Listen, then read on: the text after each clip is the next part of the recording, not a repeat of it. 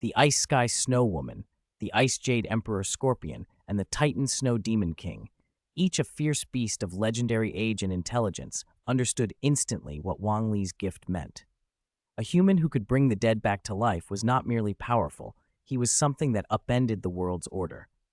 Pride kept them from groveling, but the Ice Sky Snow Woman's tone, usually cold and distant, softened a fraction. Human, the far north welcomes your arrival. As long as you do not commit wanton slaughter, you are free to stay. The Ice Jade Emperor Scorpion and the Titan Snow Demon King both assented, with the Ice Sky Snow Woman speaking first, and with the sight of a human who could revive life, the previously tense air relaxed. Dugu Bo and Dugu Yan both exhaled in relief and stared at Wang Li. This was their first time seeing resurrection. They knew, with a chill of awe, what this meant. If his ability spread, countless spirit masters would worship him as a god. The amethyst jade heaven-reaching ginseng, newly revived, quickly took in the scene. He bowed toward Wang Li. "Thank you for saving me. Allow me to introduce them. The Ice Sky Snow Woman, the Ice Jade Emperor Scorpion, and the Titan Snow Demon King.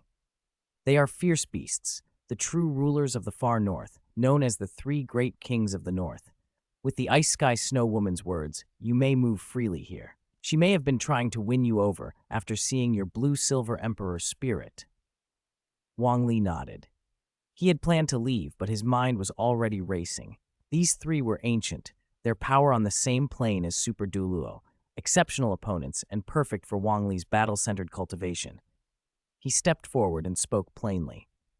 "I have a request. I wield the blue-silver emperor spirit and advance through combat. I challenge any one of you. I wish to push my limits in battle. Consider it a bargain. I owe you a favor for accepting. If you ever need me, I will help with everything I can." The three beasts were surprised. They hadn't sought out such an alliance, but here a human had come to them. The Ice Sky Snow Woman's voice was calm.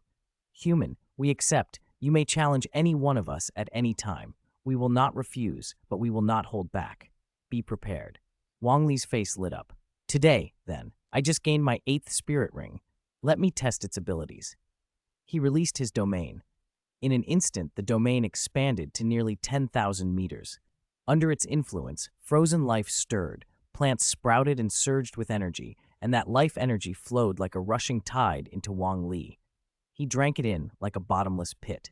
The energy restored him. The cost of reviving the ginseng was replenished. The Ice Sky Snow Woman and the others stared. Wang Li's domain rivaled the Ice Sky Snow Woman's own 10,000-meter snow dance dazzling sun. Even the Ice Jade Emperor Scorpion and the Titan Snow Demon King were shaken. Wang Li drew spirit power, eyes bright. He clapped once and declared, "8th spirit ability, heavenly human transformation." Blue-silver grass erupted around him, but unlike before, it didn't scatter.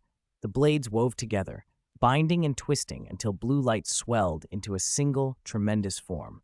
A colossus took shape between heaven and earth, 200 meters tall, an exact gargantuan likeness of Wang Li. Mountains seemed swallowed by its presence. The Titan Snow Demon King looked puny in comparison. The amethyst ginseng gaped, bewildered. This is my power. If I'd had this, why would I have to hide from heavenly tribulation?" He understood now. His own life force-based abilities, fused with the blue-silver emperor spirit, had produced wholly new techniques, earth evasion and transformation, granting Wang Li miraculous evasion and the power to manifest life itself in other shapes. Wang Li climbed onto the giant's shoulder and took control. He focused his gaze on the smallest but fiercest-looking among them first, the Titan Snow Demon King, and shouted, "Titan Snow Demon King, enlighten me!" The Titan Snow Demon King roared and charged. Each ponderous step scarred the earth, wind shrieking in its wake as it rushed forward. From the giant's shoulder, Wang Li swung the massive limb, a kick that became a blur and detonated with a sonic boom. The Titan's 100-meter frame was hurled hundreds of meters, smashing into a snowy peak and triggering an avalanche that buried him. For a moment, the Titan was crushed under the snow. Pride burned in him. Humiliation lashed at his heart. He tore free with a roar, pounding his chest, activating his bloodline, and swelling his form. He grew, no longer merely 100 meters, but up to roughly 130, still small beside the 200-meter giant. Wang Li didn't need elaborate technique. Sheer mass and momentum were his weapons. He slammed the Titan repeatedly, battering him like an adult striking a child. The Titan's eyes rolled red with rage. He unleashed a final, desperate move. Extreme cold storm. The air darkened, wind and blizzard coalescing into a raging snow-sheer maelstrom that swirled around him. Wang Li drove the giant straight through it and punched. The blow snapped the Titan's face grotesquely sideways. His body slammed down and lay motionless. Wang Li stopped, then sent vines to bind him and used his second soul skill to staunch his wounds. The Titan lay panting, beaten but alive. Wang Li turned his attention to the Ice Jade Emperor Scorpion. Though only 1.5 meters long, no larger than the giant's palm, her aura was sharp and vicious. She moved with cold grace. "You are powerful, human," she said, voice like chimes with an edge. An ordinary spirit Douluo could only rival a 70 or 80,000-year-old spirit beast. Even with the ginseng sacrifice, your strength is astonishing. But I will defeat you. I will protect the Snow Emperor. She unleashed her domain of eternity, and the field pushed against Wang Li's blue-silver domain, shrinking her coverage but giving her a zone in which to fight. She drew breath and spat a beam of emerald ice light, Ice Emperor's Wrath, which caught the giant's arm and began to crystallize flesh and bone into solid ice. Bone-deep cold tried to freeze the giant utterly. Wang Li's giant ignored the biting chill. He had consumed the octagonal mysterious ice grass, and this form was born of blue-silver emperor life. It did not fear cold. He used brute force. The giant's right arm slammed into the iced left arm and shattered the crystallized growth with a roar. For the first time, Wang Li tasted how close to the pinnacle his path could take him. He laughed sharply. "Now it's my turn." The giant stamped, the ground quaked, and then it moved with a speed that blurred perception. A punch tore through air like a collapsing sky. The Ice Jade Emperor Scorpion called on defensive skills, Ice Emperor's body protection, and Ice Emperor's pincers, conjuring a turquoise 10,000-year ice layer around herself and a phantom scorpion that lunged to meet the blow. The phantom shattered, but the mass of the giant still battered the ice casing and hurled the scorpion's body away. The giant pursued, relentless. The ice shell cracked under sustained force. Wang Li seized the scorpion in his massive hand. She screamed when he squeezed, then he released her and immediately used his second soul skill to mend her wounds. When she had recovered enough, he casually tossed her away. She fell at the feet of the Ice Sky Snow Woman, trembling. Tears welled in her voice. "Snow Emperor, I failed. I couldn't protect you." The Ice Sky Snow Woman ignored the supplication and kept her sky-blue eyes on Wang Li and the colossus beneath his feet. Among humans, such a being had appeared, one whose strength could match 100,000-year-old fierce beasts. She felt something solemn, an ancient, quiet shock. Wang Li felt it too. Defeating the Titan and the Ice Jade Emperor Scorpion had shown him the true reach of this body. The giant seemed limitless. Wherever he stood, that place could become his battlefield.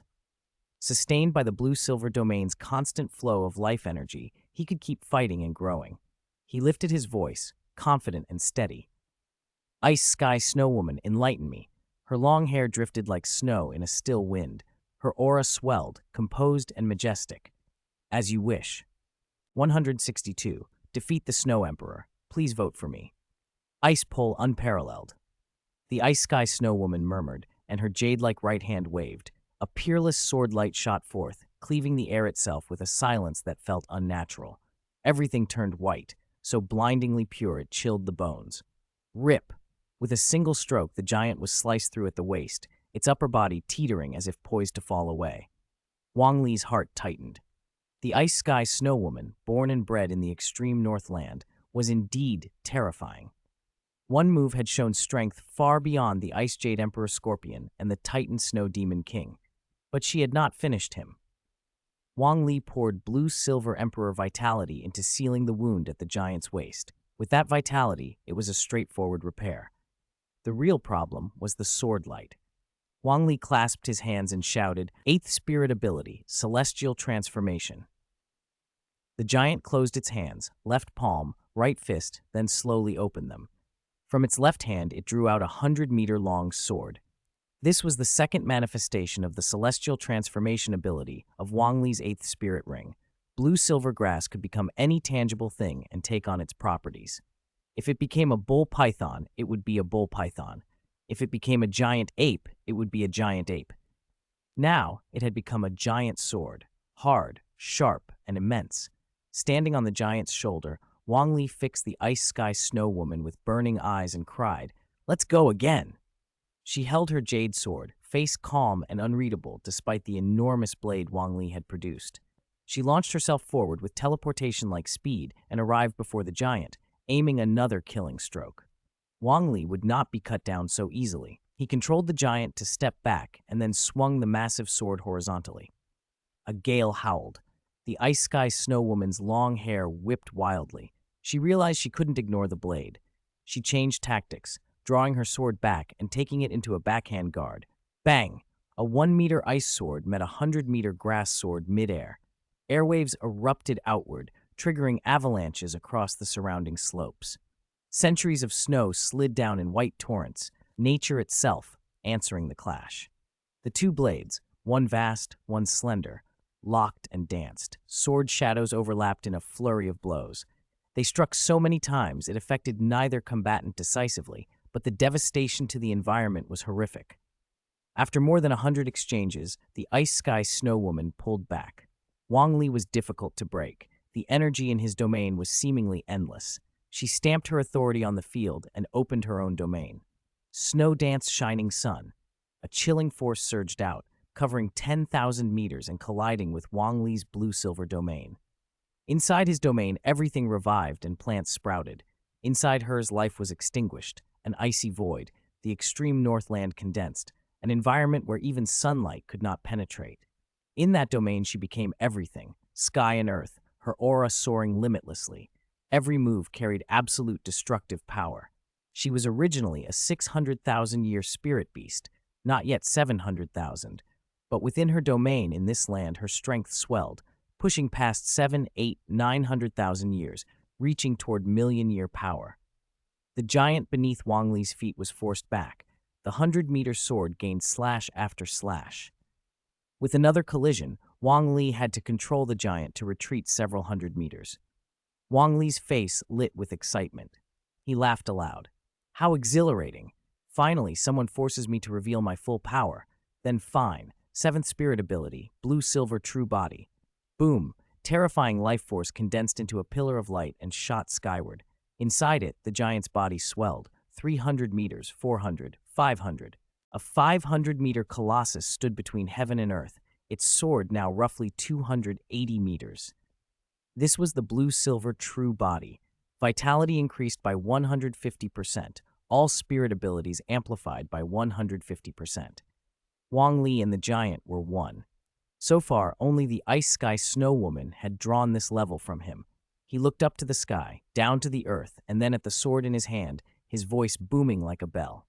Beware my sword. He drove forward. With a single swing, the energies of heaven and earth swirled and condensed around the blade, creating a crushing suction, an inevitable strike.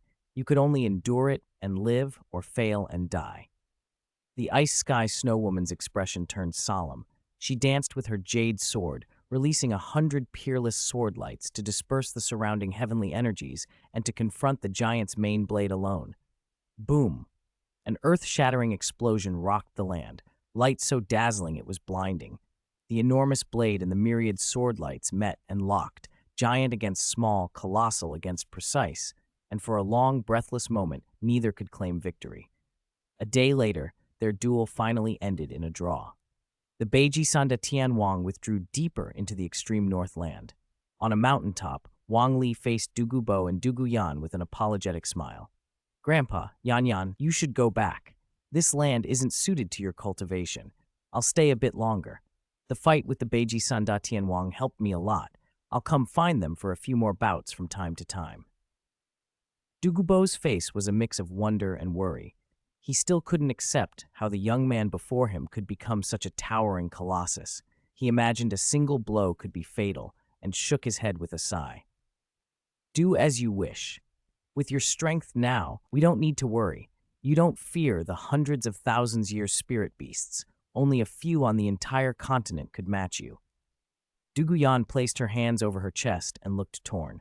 She had trained so hard to catch up to Wang Li, but the harder she tried, the wider the gap seemed to grow. She sprang forward, stood on tiptoe, cupped his face, and kissed him. After a moment, they parted. "I'll be waiting for you," she said softly. Then Duguyan left with Dugubo. Wang Li watched them until they vanished into the distance. He had gained much: an 800,000-year spirit ring, 500,000-year spirit bones. The blue-silver emperor evolved to rank 8, and overall spirit power approaching that of a super Douluo. At this level, such strength was to be expected. End of chapter. If you enjoyed it, please vote for me. Thanks to fellow reader Plainer Melon for the 500 Kidian coin reward. Chapter 163. Wang Li plots to capture the blue-silver emperor, while Tang San bravely enters hell. Wang Li had remained in the extreme Northland for over a year. Today he returned again to its depths. The moment he released his aura, the 3 spirit beasts were alarmed. The Ice Jade Emperor Scorpion hurried off to find the Ice Sky Snow Woman, sounding flustered. "Snow Emperor, that human is back!" The Ice Sky Snow Woman had already sensed him. She rose to the summit of a snowy peak, her long hair trailing in the wind, her beauty arresting, and asked, coolly, "Human, are you here to challenge me again?" Wang Li descended, stood with his hands behind his back, and smiled faintly at the Ice Sky Snow Woman before him. "No challenge today. I've come to say goodbye. After more than a year of sparring, I think we can call ourselves friends. Before I leave, I wanted to see you off. Thank you for training with me all this time. I owe you a favor. If you ever need anything in the future, seek me out. I won't refuse anything within my power." "You're leaving?" The Ice Sky Snow Woman was surprised for a moment, then composed herself. Born of heaven and earth with no parents, friends were rare for her, and Wang Li's presence had left a strong impression. He had been the only human to repeatedly challenge the Beiji 3 great heavenly kings in years. She had expected him to be from outside the extreme Northland, so departure was not impossible. Calmly, she said, "Remember your promise. When we come looking for you, don't make excuses." "Definitely." Wang Li nodded, then glanced around once more. Ice Sky Snow Woman, Ice Jade Emperor Scorpion, Titan Snow Demon King. Until we meet again, I'm leaving now. He circulated his spirit power and shot south. His figure dwindled until it vanished. On the snowy peak, the Ice Sky Snow Woman watched him go, clutching her chest. Her voice was clear, edged with puzzlement. "Friends." Back below, the Ice Jade Emperor Scorpion and the Titan Snow Demon King arrived in quick succession, visibly excited. The Scorpion crowed, "That human finally left. No more getting beaten up all the time. Why was he so good at restraining us? My Ice Emperor's fury couldn't even touch him." The Titan Snow Demon King nodded. "He broke through my extreme cold storm and then just pummeled me. I've been getting my butt kicked for a whole year." It was understandable. Having consumed the octagonal mysterious ice grass and the fiery star accelerator, Wang Li was immune to raw extremes of heat and cold. Even under the extreme Northland's blessings on the Beiji 3 great heavenly kings, he could nullify much of the damage, which explained his ease in battle. Flying south, Wang Li fell into thought. He now faced the choice of his 9th soul ring. Given his current condition, he didn't want to accept a 10,000-year ring. 100,000-year spirit ring and 100,000-year spirit bone would grant 2 spirit abilities and a tremendous amount of life essence, exactly what he desired. But finding a 100,000-year plant spirit beast was no easy matter. He had sacrificed the amethyst jade heaven-reaching ginseng for his 8th soul ring because of the affinity formed by the crystal blood dragon ginseng. He could not rely on chance again. "If I can't find a 100,000-year plant spirit beast, can I cultivate one?" he thought. That 100,000-year blue-silver emperor, she gave herself up, and I claimed her emperorship, but her foundation remains. Cultivating her would be easier than cultivating a 100,000-year plant from scratch. With my strength now, I'm not afraid of Tang Hao. The blue-silver emperor I didn't reclaim then. Maybe it's time to take her. First, I'll go to Waterfall Valley, then return to Sunset Forest. That plan settled his mind. At least he had a backup. If a suitable beast couldn't be found, recultivating the blue-silver emperor was acceptable. Meanwhile, in Slaughter City, Hell's Slaughter Arena, Tang San's 100th consecutive victory filled the stands with roaring cheers. In Slaughter City, where spirit abilities were forbidden, Tang Sect's hidden weapons shone.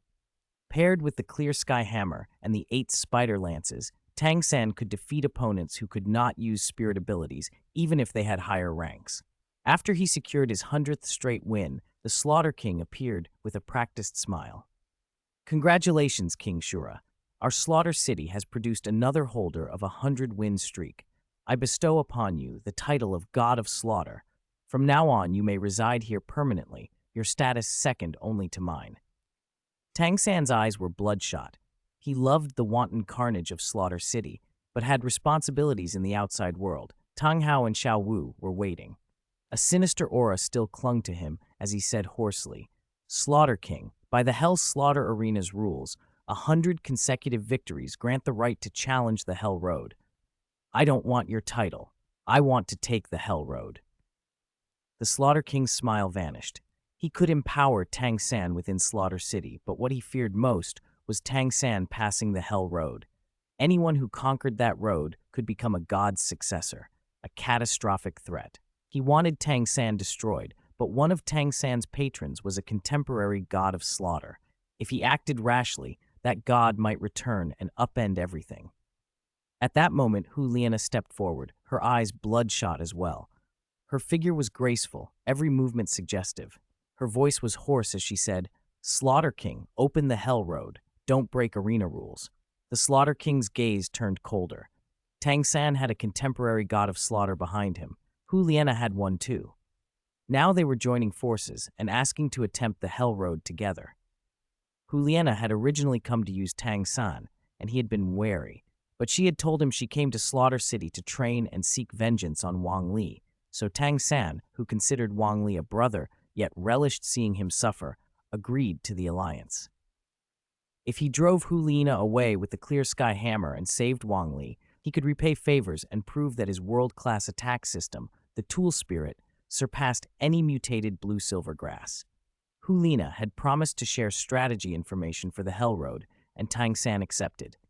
The Slaughter King masked his fury with forced politeness. "So that's it, I confirm. King Shura, Hell Emissary. You wish to challenge the Hell Road, not stay in Slaughter City and accept the title and power I offer?" Tang San and Hu Liana, both clear-headed despite the bloodshot eyes and temptation around them, answered together, "We challenge the Hell Road." "Good, good," the Slaughter King repeated, then spoke grandly as if addressing all Slaughter City. "Then I wish you luck. Let us begin this blood feast." A mysterious divine force spread across the Hell Slaughter Arena. The crowd, who had been cheering, grew redder-eyed and more frenzied. With a thunderous sound, a rain of blood splashed down. The stench of blood filled the air.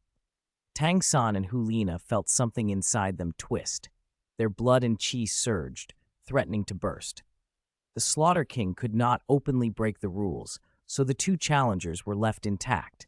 But the audience began to explode, flesh and blood coalescing and spreading across the arena until it formed a shape like a bat. With a boom, the gate to the Hell Road opened. Tang San and Hu Liana exchanged a look and entered the Hell Road. Heat slapped at them. They walked a narrow passage where the air itself seethed with something else, killing intent. Both felt their own killing intent rise and had to force their spirit power to suppress it. Tang San was shocked by how strong it was. Hu Liana, however, remained calm. Tang San demanded, "Now you give me the information about the Hell Road." This Hu Liana was not the lovesick fool of the original story. Bibi Dong had prepared strategy for her before she came. She said, "Don't hesitate. Rush forward with everything you've got. The longer you stay on the Hell Road, the less chance you have of getting out. Once you step on it, there is no turning back. Break through or die." The first stage is guarded by the dark gold three-headed bat, a spirit emperor-level beast with countless smaller bats. The little ones are weak but numerous. The three-headed bat can recover by devouring its minions. Don't get bogged down. Force it back in one strike and push through its territory quickly, or it will drag you down until your spirit power is exhausted and you become its meal. Tang San's heart tightened. A spirit emperor-level beast that could heal itself by eating its own underlings was deadly. Stalling was not an option. The two dashed forward, knowing time was the enemy. Soon they reached the bat's nest. Small bats swarmed out. Hulina cried, "Go all out, charge through. If we stall, we won't get out." A foxtail, her external spirit bone, sprouted from her back, stretching more than 5 meters. A single sweep sent scores of bats spiraling into a rain of blood. Tang San's expression hardened. Lacking the prodigious powers he'd had in other tales, he could not hide his force. His hands blurred, releasing a stream of hidden weapons like a storm. Any small bat hit by them burst apart. Then a bone-shaking sound wave approached. A massive 3-headed bat filled the passage. Tang San didn't hesitate. He drew a godly Zhuge crossbow in each hand, fired, swapped them for loaded fresh ones, and kept shooting. Though the crossbows couldn't seriously wound the dark gold 3-headed bat, they kept it at bay and made it roar. Hulina cleared a path with her tail and killing blows.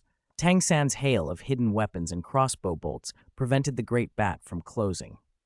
Together, they forced a breakthrough.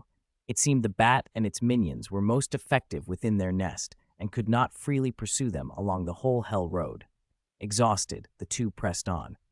"Should we rest and recover spirit power?" Tang San asked. Hulina mocked him. "I told you before, resting is impossible. You'll be assimilated by the road's killing aura and become a puppet who only knows how to kill. Don't dawdle." Anger welled in Tang San, his killing intent threatening to boil over, but he forced himself to activate mysterious heaven skill, Tang Sect's supreme cultivation method, which preserved a sliver of reason. They did not stop to recover. Along the way, she revealed the next stage. The second stage has a 10-headed fierce yang serpent, almost spirit saint level. Same tactic, strike with everything, then seize any chance to escape. When they actually faced the 10-headed fierce yang serpent, Tang San recognized it with a jolt. A primordial variant, enormous, its body entirely blocked the narrow passage. They had agreed what to do. Hulina used her spirit bone skill, Allure, which affected mental reaction and dulled the serpent's speed. Bibi Dong had specifically given Hulina this ability for self-defense here. The Allure did slow the serpent, but at great cost. Its drain on her mental force let killing intent push dangerously close to the surface. Tang San released his 8 spider lances, cold and terrifying. Over the last 2 years, he had devoured so many strong foes with them that he increasingly resembled a humanoid, man-faced demon spider. Harnessing mysterious heaven skill and amplifying his body with the 8 spider lances, he unleashed his most powerful current technique, the disorder-splitting wind hammer method. He spun in the narrow tunnel with the clear sky hammer, speed building, and black light coalesced from the hammer into a shape like a black dragon. With a roar, Tang San seized that black dragon and slammed it into the 10-headed serpent, the serpent too sluggish to react because of Allure. The serpent howled in pain. Tang San's blow didn't fatally wound it, but flipped the beast, exposing the passage behind. The recoil, however, slammed Tang San back. The strain of using 81 strikes of his disorder-splitting wind hammer method ruptured his internal organs. He fell, vomiting blood. The gap between him and the serpent was huge. Hulina paid him no mind now. She wasn't love-struck. She ran through the opened passage alone. Tang San, furious, croaked, "You damn woman, are you asking for death?" Yet, bleeding and injured, he activated the 8 spider lances again, using their propulsive force to drag himself forward and follow. The 10-headed serpent twisted its massive body in attempted pursuit, bellowing. It chased for a distance, but then, frustrated, stopped. Though one was badly wounded and the other's mind was fraying, they had passed the first 2 stages. As they pressed on, waves of scorching heat rolled over them. Beneath the Hell Road, they could see the sea of blood, its surface like magma. The poison wafting from that sea agitated the killing intent boiling in their chests. Their eyes were red, their faces strained. Any fragile trust between them had evaporated. Either could turn on the other in an instant. This final stage was the test of the mind. Asura is slaughter. Slaughter disregards good and evil. The key is controlling killing intent, not being controlled by it. Hulina's vision had gone fully blood red. She saw only a crimson world. If she had remained the lovesick woman of old, she would have lost control long before. But she had revenge, Wang Li, and that outlet let her channel the killing intent. Her spirit bone also amplified her mental force enough for her to barely hold on. Tang San had far less. His penetrating autumn water dew was gone. The mind-condensing wisdom skull was gone. All he had left was the purple demon eye, which only supported mental force comparable to a typical spirit emperor. He remembered Huliena abandoning him and felt rage flare. His hands went to his waist as his urge to kill rose. Huliena noticed and, forcing herself steady, warned coldly, "If you can't control your killing intent, you won't pass the hell road. I don't mind killing you here and leaving on my own." Tang San trembled. "Control your killing intent. Control it." He bit the tip of his tongue hard, using the pain to pull himself back. He even drove hidden weapons into his own flesh. With blood-red eyes, his mentality had shifted. Crazy, merciless, drawn to shortcuts with his 8 spider lances, but he was still ruthless and determined. They charged through the hell road in one relentless push. No hesitation, no rest. Because of that single-minded dash, the poison in the sea of blood could not completely corrode their will. At last, a lighted portal appeared at the end of the passage. Drained, they mustered the last of their strength and lunged, both striving for first. The instant they passed through the light, they both collapsed and lost consciousness. I let them pass, Tang San and Huliena, otherwise it would be dull later. I checked the original novel. Tang San had hidden strength, and Huliena dawdled the whole way, insisting on fighting the guardian boss. The fact that they could still escape shows that getting out isn't impossible. After all, the 8 previous slaughter gods didn't encounter nearly so many exotic beasts and variants along the way. In the mountains behind Slaughtertown, Tang San and Huliena lay on the ground, faces pale, unconscious, either gravely injured or utterly exhausted. When they had broken out of the Hell Road, the killing intent they had accumulated in the Hell Slaughter Arena had already solidified into a domain within their spirits. The deadly poison that had seeped into their limbs, bones, and organs, however, would not simply vanish. It would torment them for a long time, and it made them long to return to Slaughter City. A moment later, Tang Hao arrived.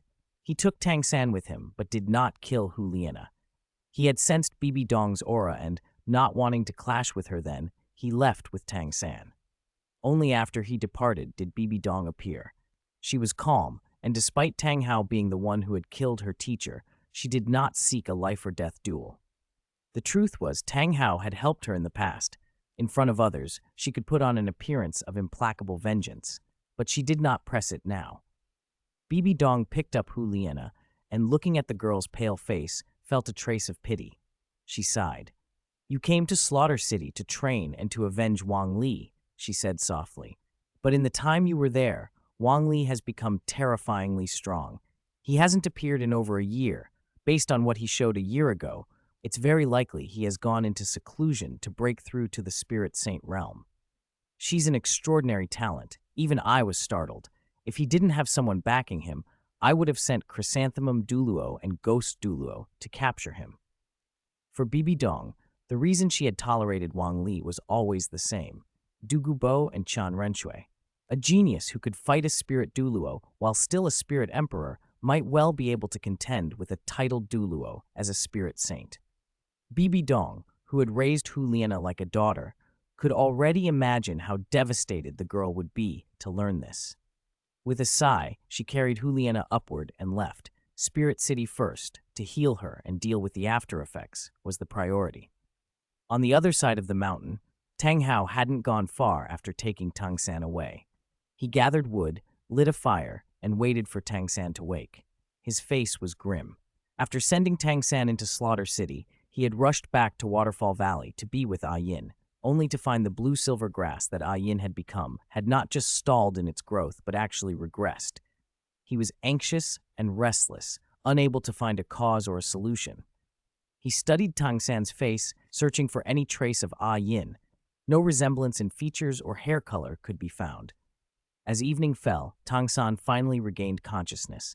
He struggled to sit up and saw Tang Hao. Though in pain, he still managed. "Father." Tang Hao nodded. "You did well. You escaped Slaughter City and obtained the Slaughter God domain. From now on, you can begin cultivating the Clear Sky Hammer and attaching spirit rings. When your body can't take it, we'll return to Slaughter City. Slaughter City is where the gods' legacies lie. The Slaughter God domain is the gods' acknowledgement of you. I don't know how to truly win the gods' favor, Tang Hao went on.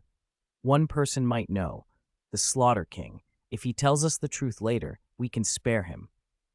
If not, we'll kill him and go straight to Slaughter City to find a way to gain the gods' favor. Tang San brightened at the thought. Above level 100 were gods. If he could gain their favor, he would soar. Father, once I recover, let's attach spirit rings to the clear sky hammer, he said eagerly. Tang Hao did not agree so readily. He looked at Tang San's still crimson eyes, the almost tangible cold killing intent, the sinister aura, clear signs he could not travel the continent in that state. He shook his head. The first thing you must do is not attach spirit rings. You must learn to restrain the cold killing intent and to think normally instead of keeping the Slaughter City mindset. Tang San frowned. Normal thinking? He felt fine now, but it was his father's instruction, so he accepted it. What should I do? Tang Hao looked up at the sky. Rest tonight. Tomorrow we leave for Heaven Do City. You will study there for half a year to a year, conceal your killing intent, relearn to behave without it, and then rapidly advance to Spirit Emperor and even Spirit Saint by attaching 10,000-year spirit rings. Tang San nodded, and his thoughts turned to Xiao Wu. Xiao Wu, wait for me another year. The next time I come to the Star Do Great Forest to hunt spirit beasts, I'll take you out. You must be lonely. Brother will come to keep you company. Meanwhile, at Waterfall Valley, Wang Li had returned in his true form. He had expected that even if Tang Hao and Tang San were there, he could handle them, but the place was empty. He strode into the cave behind the waterfall and stood before the blue-silver emperor. Its golden veins had nearly faded. Wang Li frowned. The degeneration is severe, and the soul origin seems incomplete. He summoned his spirit, activated his second soul skill, and extended his right hand. The blue-silver emperor actively wrapped itself around his palm. As Wang Li's life force flowed into it, the withered leaves and branches visibly revived.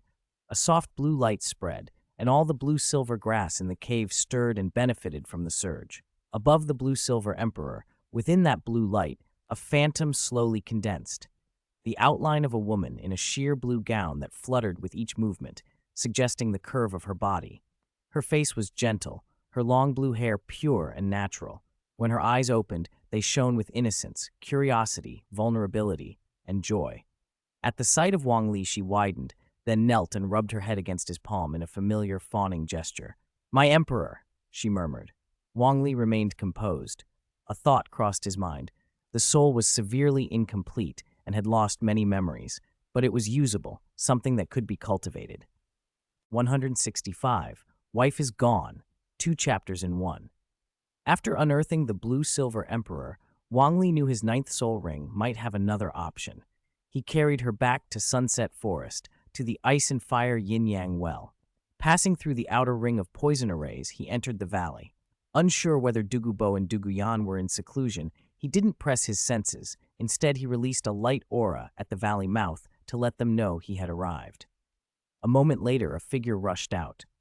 She threw herself at him, jade arms winding around his neck and a pair of pale, straight legs curling around his waist, clinging to him completely. Duguyan pressed her face into his and nuzzled him, murmuring, "I missed you. Why did it take you so long to come back?" Wang Li hugged her at the waist and grinned. "It's gotten hard to find a worthy opponent these days. That's why I stayed up in the far north for so long. Yan Yan, where's Grandpa? Why hasn't he come out?" Without hesitation, Duguyan answered, "Grandpa isn't here. Emperor Shuiye's health deteriorated recently. They said he overworked himself these last few years. His body suddenly collapsed not long ago, and the imperial physicians were helpless. Prince Shuixing asked Grandpa to come. I've been cultivating while you were away, which is why I'm here." Wang Li narrowed his eyes. Emperor Shuiye had been in his prime only 3 or 4 years ago. It was odd for him to fall ill from overwork so suddenly. Maybe Qian Renshui had been impatient to take the throne and drove the emperor too hard. But what interested him more was the subtext. "Oh, so Grandpa isn't here." His hands around Duguyan's waist drifted down, not just to steady her. Duguyan blushed but snuggled closer. In the center of the valley, at the spring source of the Ice and Fire Yin-Yang. Well, Wang Li took the blue-silver emperor out of a bamboo tube and buried her at the bank, where opposing heat and cold energies were most balanced and concentrated. He summoned his spirit and used his spirit ability, releasing life force to help the Blue-Silver Emperor adapt to the new environment as quickly as possible. Duguyan watched with a flushed, curious face as he finished, then tilted her head. "What is this?" "It doesn't look like any immortal herb I know. It just looks like an ordinary blue-silver grass." Wang Li smiled. "This is a very talented blue-silver grass. I want to use the Ice and Fire Yin-Yao's special power. It accelerates plant growth to help it grow quickly.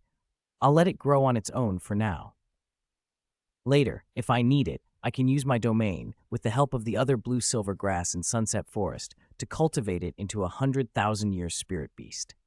Du Guyan's eyes widened. "Ah, that must be for when you reach soul power level 90 and need a 100,000-year spirit ring." "Exactly," Wang Li said. "The well can make plants grow thousands of times faster. Some immortal herbs we ate sprouted again almost immediately from seeds sown here. This blue-silver grass might mature in a few years, but becoming a 100,000-year spirit beast isn't that easy. It'll still take time." He nodded, then rose and circulated spirit power. His right arm glowed as he split off a blue-silver avatar. "Usually I'll have the avatar watch over it, so I don't have to check often. Yan, do you still want to cultivate? Or shall we go into the city and tell Grandpa I've returned?" Duguyan stretched, happy to have him back and wanting to spend more time by his side. "No cultivating for now. Let's go to the city. I haven't been shopping in ages. Today's the day." They left hand in hand. The blue-silver avatar was stored inside the buried blue-silver emperor's body, so Wang Li could monitor her condition at any time. Heaven Do City was as bustling as ever. It was the capital of the Heaven Do Empire, after all. Wang Li accompanied Duguyan shopping, clothes and jewelry, eating and drinking. They only returned home as dusk fell. Dugubo greeted him with surprise and relief. He had been asked by the imperial family to examine Emperor Shuye, but after checking him, Dugubo believed only Wang Li could save the emperor. "Little Li, it's good you're back," Dugubo said. "Emperor Shuye can be saved now. I don't know if Yan told you, but he's weakened from overwork." Wang Li nodded. "Yan told me, but looking at him, there seems to be more to it." Dugubo's smile faded. He spoke gravely. "There is. Emperor Shuye has been poisoned. Someone disguised it as overwork to avoid panic, but he was poisoned. A ruler must guard against open and hidden attacks, yet he couldn't avoid this hidden toxin. This isn't a single poison, but a mixture of many. Even with my profound poison techniques, I can't isolate each component, and mixed poisons are unpredictable. I don't know how to cure it. Perhaps only your miraculous second soul skill, the one that can suppress poisons and even revive people, could forcibly hold this mixed poison at bay." Wang Li's thoughts drifted. He understood that if he saved Emperor Shuye, Spirit Hall would see him as a potential enemy. He wasn't afraid. He had grown strong enough to roam the continent. When weak, he had to go along with others, but now he could think ahead. Spirit Hall's drive to unify the continent might reduce disputes, a good idea in itself, but since he wasn't from Spirit Hall, they would likely consider him a threat. That was troublesome. He had been transmigrated for many years and had always focused on becoming stronger. Now he had strength and began to wonder, if I have power, why not use it to end the continent's chaos according to my own vision? But it was still too early. If he acted now, he'd become a target. When real turmoil erupted, he would use overwhelming force to sweep away any threats and bring lasting peace. Returning to the present, he looked at Dugubo. The elder owed Prince Shuixing a favor and had already helped multiple times. Wang Li didn't want to make things hard for him. "Grandpa, I should be able to suppress Emperor Shuye's poison. Ask the imperial family what they want. When I have the time, I'll enter the palace and treat him." Dugubo smiled and nodded. Besides owing the prince, he was a guest elder of the Heaven Do Empire and took a salary from the imperial family. He couldn't stand by while the emperor was harmed. Good. It should be within a day or two. Meanwhile, in Heaven Do City, at the Moon Pavilion. The Moon Pavilion trained noble children in etiquette and refinement rather than cultivation. That evening, a disheveled, bearded Tang Hao arrived at its entrance with a ragged, murderous-looking Tang San at his side. They looked every bit the beggars the guards expected at the gate. "Get out of here! This isn't a place for beggars. If you want alms, go outside the city. There's a place that feeds them porridge," one guard barked, stepping forward. As he moved to shove Tang Hao, Tang San's eyes flashed with a fierce gray light. He lunged, and in a few swift moves, crippled the man's hands. The guard screamed like an animal. Tang San's gray gaze darkened. He wanted to release his 8 spider lances and devour life energy as he had in Slaughter City. "Little San." Tang Hao's voice stopped him. The gray light in Tang San's eyes faded, and he fell back behind his father. "Dad." Tang Hao didn't scold him. Slaughter City had left deep scars. Tang San's reflex was a remnant of that life. He had only crippled the guard's hands and hadn't killed him. For that, he was lucky. Then Tang Hao walked into the Moon Pavilion, Tang San close on his heels. The owner of the Moon Pavilion, a well-dressed noblewoman with elegant bearing, came out at the commotion. Her fine brows knit. She couldn't understand why anyone would cause trouble here. But the moment she saw Tang Hao, she trembled and, abandoning all propriety, ran to him. "Second brother, you're really back! Second brother!" she cried. Tang Hao's face was complicated. He answered quietly, "Yuehua, it's me." She was Tang Yuehua, mistress of the Moon Pavilion and the biological younger sister of Tang Hao and Tang Xiao. Seeing Tang Hao's unkempt beard and tired face struck pain into her heart, but she forced a smile. "I'm so glad you're back. Big brother misses you so much. I missed you too, second brother. Come home and stay from now on." She looked at Tang San with hesitation. He was grim and radiated murder, nothing like a gentle child. "Is this your son?" she asked. "Where did you two come from? He's filled with murderous aura." Tang Hao nodded. "He's my son by blood, yes. With him looking like this, I can't just let him go. I brought him here to temper his temperament. Only if he learns to control that murderous aura can I trust him fully." "Little San, this is your aunt, my third sister, Tang Yuehua." Tang Hao introduced him. Tang San bowed. "Aunt," he said. Tang Yuehua acknowledged him for Tang Hao's sake. If Tang San could be trained right, she'd consider having him at the pavilion. She bustled with joy. "Second brother, come upstairs. I'll run you a hot bath and we'll eat together." Tang Hao shook his head. He worried about Yin and couldn't stay. "Yuehua, please take care of little San. I'll leave first. When he's trained, he knows where to find me. I'll help him hunt spirit rings and improve his strength, and then I'll be able to return." Seeing her face fall, he turned and strode out of the Moon Pavilion. Tang Yuehua smiled weakly and bid Tang San upstairs. She waved someone away to handle the screaming guard. A person who caused trouble like that didn't belong at the pavilion, but she would not sully herself with such tasks. Tang San followed her up. Tang Hao, however, flew back toward Waterfall Valley without delay. As he traveled, he smiled to himself. Yin, it's almost time.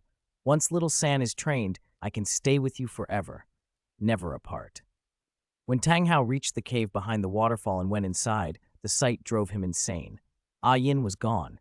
His wife was gone. The little mound had been dug up. He howled in fury. "Who stole my Yin? I won't rest until I find you." He opened the secret compartment in the stone wall. Even Yin's remains, the blue-silver emperor's right leg bone, were gone. Tang Hao felt madness rise. Killing intent boiled up from his chest. He exploded out of the cave, leapt to the mountaintop, and howled at the sky. Yin, where are you?" Enemies crowded his mind. Whoever possessed such energy and could find this hidden valley could be only one thing: Spirit Hall. A day later, in the Heaven Do Imperial Palace. Behind Douluo stood Wang Li and Yan. Douluo held a token that allowed them to move freely within the palace. At last, the three reached Emperor Shui's sleeping quarters. The guards there were noticeably stricter. Even with Douluo's token, they inspected them closely before permitting entry. Inside the sleeping quarters were only a few people: Emperor Shui lying on the bed, his younger brother Shui Xing, and his sons, eldest Shui Qinghe and fourth son Shui Beng. Shui Qinghe carried himself with confidence and composure, refined and courteous, though a faint look of worry creased his brow. Shui Beng, by contrast, hung his head like a beaten bird, utterly listless. When Douluo entered, Emperor Shui sat up. His face was drawn and bloodless, a black aura lingering between his brows. He had been vigorous 3 or 4 years ago. Now he looked as if his end were near. Still, he forced himself to appear steady. "Your Grace be Lin," he said. "You're here. My life is in your hands." "Greetings, Your Majesty," Douluo replied. His voice was grave. "Your Majesty, I am powerless against the mixed poisons afflicting you. Identifying each toxin, administering the correct antidote, and dealing with the ever-changing interactions of a mixed poisoning, this is beyond my capability." A flicker of hope crossed Shui Qinghei's face, then fell away into sorrow. Douluo continued, "However, my granddaughter's husband possesses a miraculous spirit ability that heals injuries and can suppress potent poisons. Perhaps it can achieve extraordinary results. That is why I brought him." At Douluo's words, all eyes turned to Wang Li. Wang Li stepped forward and bowed. "Greetings, Your Majesty." Emperor Shuiye recognized him. The Heaven Du Empire's first victory in the All-Continent Advanced Soul Master competition had owed much to Wang Li and Dugu Yan. Wang Li alone had broken Spirit Hall's Wuhun fusion skill champions, Hulina and Xie Yu. He was a prodigy who had repeatedly stirred the continent's affairs in recent years, but he had remained devoted to cultivation and uninterested in worldly power. This was their first formal meeting. Though Shuiye doubted a healing or detoxifying spirit ability could undo what had dragged on for years, he presented the dignity of an emperor and spoke with trust. "Wang Li, then I'll trouble you. Villains harmed me, and I am poisoned. If you can truly cleanse this poison, I will not be stingy with rewards. Gold, treasures, a fief, a title, whatever you wish." Wang Li smiled and cupped his hands. "Thank you, Your Majesty, but let's discuss rewards after I expel the poison. I have some confidence, only some. Please allow me to approach." Emperor Shuiye regarded him, neither arrogant nor servile, calm and composed, and nodded. "Granted. Come forward." As Wang Li advanced, many hidden eyes followed him warily, suspicious he might attempt an assassination. Shui Qinghei, moved, said earnestly, "Brother Wang Li, my father's poisoning is entrusted to you. The Heaven Do Empire cannot be without father." Wang Li was touched. The performance before him was superb. Even he admired it. "Your Royal Highness, I will do my best." He stepped to the Emperor's side and began to summon his spirit. The sapphire blue-silver Emperor coiled around Wang Li, and 8 spirit rings appeared one after another, 2 yellow, 2 purple, 3 black, and 1 red. That final red ring radiated an overbearing supremacy, as if it were unique in heaven and earth. Emperor Shuiye, Shuixing, Shui Qinghei, Shui Beng, and the countless imperial enforcers hidden in the shadows all stared, astonished and breathless. Only Dugu Bo and Dugu Yan remained composed, for they already knew this was the strength Wang Li had long concealed, though, given his cautious nature, he still kept some cards close. Before anyone could speak, Wang Li grasped Emperor Shuiye's wrist and activated his second soul skill, Revival. His second spirit ring flared. Spirit power transformed into life force and flowed into the Emperor. In an instant, Emperor Shuiye's bodily functions stirred. The toxins had built up over 3 or 4 years and had only recently erupted, causing his collapse. After such prolonged accumulation, the poisons had penetrated bone, limbs, organs, everywhere. Now, with his systems awakened, his body began to expel what did not belong to it. A strange white smoke curled from the Emperor's body, his complexion twisted through unnatural colors. Wang Li seized the moment, one hand still on the Emperor's wrist, the other pressed to his chest. Emperor Shuiye coughed up a mouthful of multicolored poisonous blood. Wang Li dodged, letting it fall to the ground. 7 colors intertwined, beautiful and deadly, that was the toxin that had saturated the Emperor's body. Wang Li could not directly neutralize the poison, but he could compel the body to purge it. The uses of life force were wondrous indeed. He released the Emperor's wrist and smiled. "The poison has been expelled with that one mouthful. The next step is recuperation. Your Majesty must nourish your body slowly and cautiously. The toxins have corroded you for a long time, and your strength is very weak." "It's gone. It's really gone," Emperor Shuiye whispered, unbelieving. Then he laughed weakly, voice trembling with relief. "Haha, the poison is truly gone." Those nearby broke into congratulations. "Congratulations, Your Majesty." All eyes then turned to Wang Li. An 8-ring spirit Douluo, an 8-ring spirit Douluo with a 100,000-year spirit ring, and so young. This was no longer mere genius, this was unparalleled. In Shuiqing's eyes, beneath the shock, a line of longing appeared. He recognized his own failure, but strangely, it no longer mattered. He looked at Wang Li with something like yearning, not affection, but the sight of a version of himself. If he had never carried out that foolish undercover scheme, if he had devoted himself to cultivation within Spirit Hall, unconcerned with politics, with his terrifying innate level 20 spirit power, he would not be so mediocre now. He could have been radiant like Wang Li, not stuck cultivating slowly, unable to show his face. Inside Emperor Shuiye's bedchamber, the laughter that had filled the room faded. The emperor straightened, resuming his imperial bearing, and fixed his gaze on Wang Li. "Wang Li," he said solemnly, "thank you for saving me. There's one thing I must ask.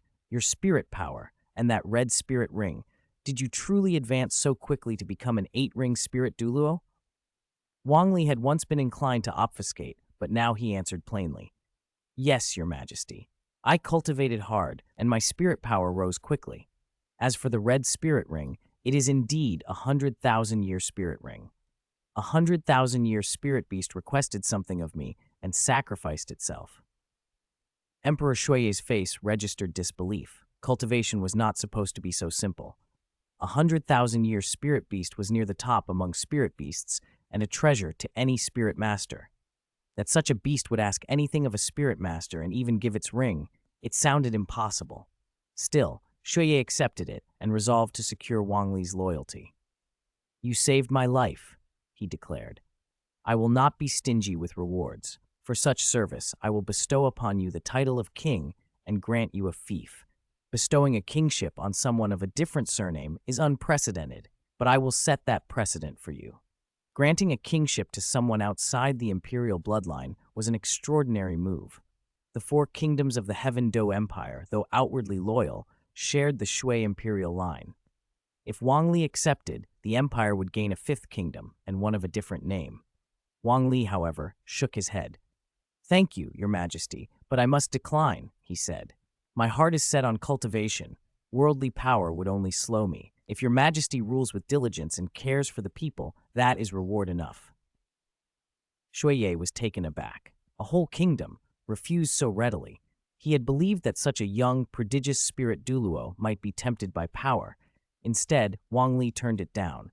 The emperor's mind raced for how to win over a talent like this. Then he decided on another offer. "I do not resent your refusal," he said gravely, "but as emperor, I must repay the debt of your saving me. Within the empire, we possess a national treasure called the Vast Sea Cosmic Shroud. It is a legendary spirit tool. By injecting spirit power, one can selectively use its 4 spirit abilities. In certain respects, it is even more valuable than spirit rings or spirit bones. 4 additional skills can greatly strengthen a spirit master. I have decided to bestow it on you. This is not a gift you may refuse. My life is worth far more than this treasure." Wang Li felt cornered, but knew the artifact, the sea god's heart. Holding it greatly increased the chances of inheriting the sea god position, something he had no intention of doing.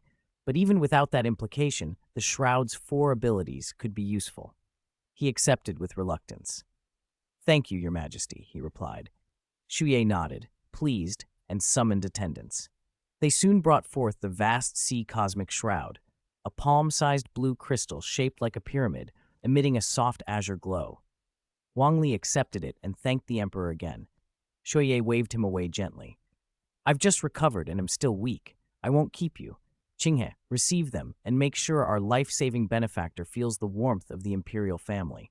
Shui Qinghe stepped forward, bowed, and said respectfully, "As you command, imperial father." Then he turned to Wang Li, gratitude plain on his face. "Brother Wang Li, it's thanks to you that the villain's plot failed. With the emperor recovered, the Heaven Do Empire is safe." Wang Li smiled modestly. "I'm glad I did not disappoint. I promised your royal highness I would do my best. Thankfully, my spirit ability was useful." Shui Qinghe couldn't fully hide a feeling of bitterness. His long-laid plans had been undone by this single young man who had been tasked with saving the emperor. He fought to keep his composure, but the taste of defeat was sharp. They left the bedchamber, and once outside the prince's residence, Shui Qinghe turned and asked the question that had been pressing him. "Brother Wang Li, who do you think poisoned imperial father?" Wang Li looked surprised. "I don't know. I spend most of my time cultivating and fighting. I'm not good at guessing about court intrigues." Shui Qinghe nodded, and a mixture of envy and admiration showed in his voice. You're not even 20, are you? At such an age, you've become an 8-ring spirit Douluo, and your 8th ring is a 100,000-year ring. Barring accidents, you will be a titled Douluo by 25. Others at 25 are still competing in the Grand Soul Master Tournament. You will have already risen beyond most predecessors to stand at the peak of the Spirit Master world. Your achievements are unique across the continent. Wang Li thought he could be a titled Douluo even earlier, perhaps before 20 if he found the right 100,000-year ring. He answered simply, I've worked for this since I began the path of a Spirit Master. I wanted to become a peak powerhouse. Shui Qinghe was openly envious. Wang Li could devote himself entirely to what he loved. Then, almost offhand, he asked, If I were harmed, would you be sad? Wang Li blinked. What do you mean? Shui Qinghe's expression turned serious. If traitors could poison Imperial Father, anyone could be harmed. I'm asking, if something happened to me, would you be sad? Wang Li's tone was earnest. I consider your Royal Highness a close friend. If anything happened to you, I would be sad. I would find the culprit and avenge you. Shui Qinghe's face eased into a genuine smile. Du Bo, watching them, wanted to warn Wang Li to be cautious. Shui Qinghe stood to gain most from the emperor's death. He thought better of interfering and instead teased. You're carefree. The emperor offered you a kingship. An edict once given would not be rescinded, and you refused. You should know a kingdom equals a province. A king rules with authority comparable to an emperor within that realm. Wang Li just smiled and shook his head. Being a king is troublesome. Being a good king is exhausting. Being a bad one is disgraceful. I'd rather cultivate or go shopping with Yan Yanjie. Hearing that, Du Guyan took his hand, her eyes soft. She inwardly decided she would wear the purple nightgown she'd bought, no other garments underneath. The thought made her smile. At the Crown Prince's residence that afternoon, Shui Qinghe sat in silence until dusk. Then he summoned 2 figures from the shadows. Uncle Shilong, Uncle She, he called. They appeared immediately and bowed. The poison has been neutralized by Wang Li. The plan has failed. Prepare to go into hiding. All spirit masters aligned with us, inside and outside the palace, are to lie low. No one acts without orders. Shilong, the snake lance Douluo, and Sishui, the porcupine fish Douluo, were furious. Shilong snapped, Young master, that Wang Li ruined everything. I'll kill him now and we can rebuild the plan afterward. Shui Qinghe's expression hardened. No, prepare to go into hiding, and that order includes you 2. Arrange my fake death. I will return to Spirit Hall and enter secluded cultivation. I will no longer meddle in worldly affairs. The plan to seize the Heavendew Empire is cancelled. Shilong and Shishui were stunned. Young master, really abandon a 20-year plan? Shishui asked. Shui Qinghe laughed without mirth. A 20-year plan was a joke. Wang Li, who's not even 20, can undo years of effort with a single move. Spirit power is the only true foundation. These last 20 years I've spent scheming. If I'd spent them cultivating in Spirit Hall, I wouldn't just be a spirit saint by 30. I'd be a spirit Douluo, maybe even brushing against a titled Douluo. I'm done squandering my life on plots. From now on, I'll live for myself. I'll shoulder the blame. This won't drag you in. Shilong and Shishui fell silent. They had served the prince through dirty work and knew his talent. Wasted years aside, Shui Qinghe could have been far greater had he focused entirely on cultivation. Moved, they knelt and pledged in unison, We will bear the blame with you, young master. Shui Qinghe smiled. Then do as I said. And one more order. Do not touch Wang Li. In the future, I will return with new strength and make him bow to me by choice. The 2 answered, As you command. In the weeks that followed, Shui Qinghe visited Wang Li and Du Guyan often. Sometimes Wang Li would grumble when the prince interrupted the couple's private time. Your Royal Highness, don't you have official business? Qinghe laughed. Imperial Father handles most state affairs now that he's recovered. You saved his life. How can I neglect you? He brightened. Come, today I'll take you to an interesting place, the Moon Pavilion, the Empire's Imperial Etiquette Academy. My younger sister Shui Ke studies there. She said a strange new student arrived, more butcher's son than noble, full of a murderous aura and frightening. Many pupils have complained. Let's go have a look. Wang Li agreed, curious. They entered Moon Pavilion easily with Shui Qinghe's escort and climbed to the second floor. From a window, they could see the circular hall below, lined with noble descendants taking their lessons. And in the crowd, Wang Li saw that odd, imposing figure and recognized him at once, Tang San. Moon Pavilion. Lately, Tang San had felt suffocated. Everywhere he went, people stared at him with a mixture of fear and disdain. It made him furious. He wanted nothing more than to go on a rampage, to spill blood and feed on their life essence. If he had already awakened the blue-silver emperor bloodline and looked more attractive, a cold, killing expression might have passed for being impressive. But with his dark, rough skin and a face that was developing a tendency toward coarse, bulging muscles, his deadly expression read as savage. No wonder the other students kept their distance as if he were a walking plague. On the second floor, Shui Qinghe watched Tang San with his brow knit. The imperial family's spirit was the swan spirit, but this one wasn't the real Shui Qinghe. Rather, Qian Renshui was inside, possessing the seraphim spirit. The sacred nature of the seraphim made her recoil the moment she saw Tang San. Beyond the obvious killing intent, there was an ugly, malignant aura and even a faint, stubborn smell of blood. Wang Li stood beside Shui Qinghe and didn't want to reveal too much, so he only mentioned the killing intent. "He really is strange," he said. "Most students here come from noble families. Even the dissipated ones don't cultivate such a fierce killing intent. He must have killed hundreds, maybe even thousands." "That's odd," Shui Qinghe replied. "There haven't been any wars lately, nor reports of city massacres. Where could he have found so many lives to take? This needs investigating." Wang Li, however, already guessed the truth. It was likely Tang San had just come out of Slaughter City and been brought to Moon Pavilion by Tang Hao to temper his temperament. Since they last parted, Tang San hadn't found the Blue-Silver King, hadn't awakened the Blue-Silver Emperor bloodline, and hadn't obtained the Blue-Silver Overlord spear. Still, 3 or 4 years could change a person. Wang Li smiled. "Let him come up later. We can talk and find out." "You know him?" Shui Qinghe asked. "We were classmates," Wang Li said. "His name is Tang San. He used to be a student at Shrek Academy and took part in the last Grand Soul Master tournament." That jogged Shui Qinghe's memory. Tang San had competed in the All-Continent Advanced Soul Master competition before, but he hadn't stood out, so few paid attention to him. Hearing Wang Li mention it, Shui Qinghe remembered the name and eyed Tang San again. So that's him, but where did he learn to cultivate such killing intent in just a few years? When class ended, Xinghe's influence ensured Tang Yuhua personally brought Tang San to the prince's room. Tang Yuhua moved with graceful courtesy. "Your Highness, Crown Prince." Tang San, awkwardly mimicking her formality, said, "Your Highness, Crown Prince." Shui Qinghe smiled, polite and cool. "Pavilion Master, Shui Ke mentioned a strange newcomer to Moon Pavilion. He does look dangerous." "How did you cultivate such killing intent, Tang San?" he asked. "Wantonly slaughtering lives isn't tolerated anywhere on the continent." Tang Yuhua hurried to interpose. "Your Highness, he's my second brother's child, my nephew. He's just returned from training in a special place.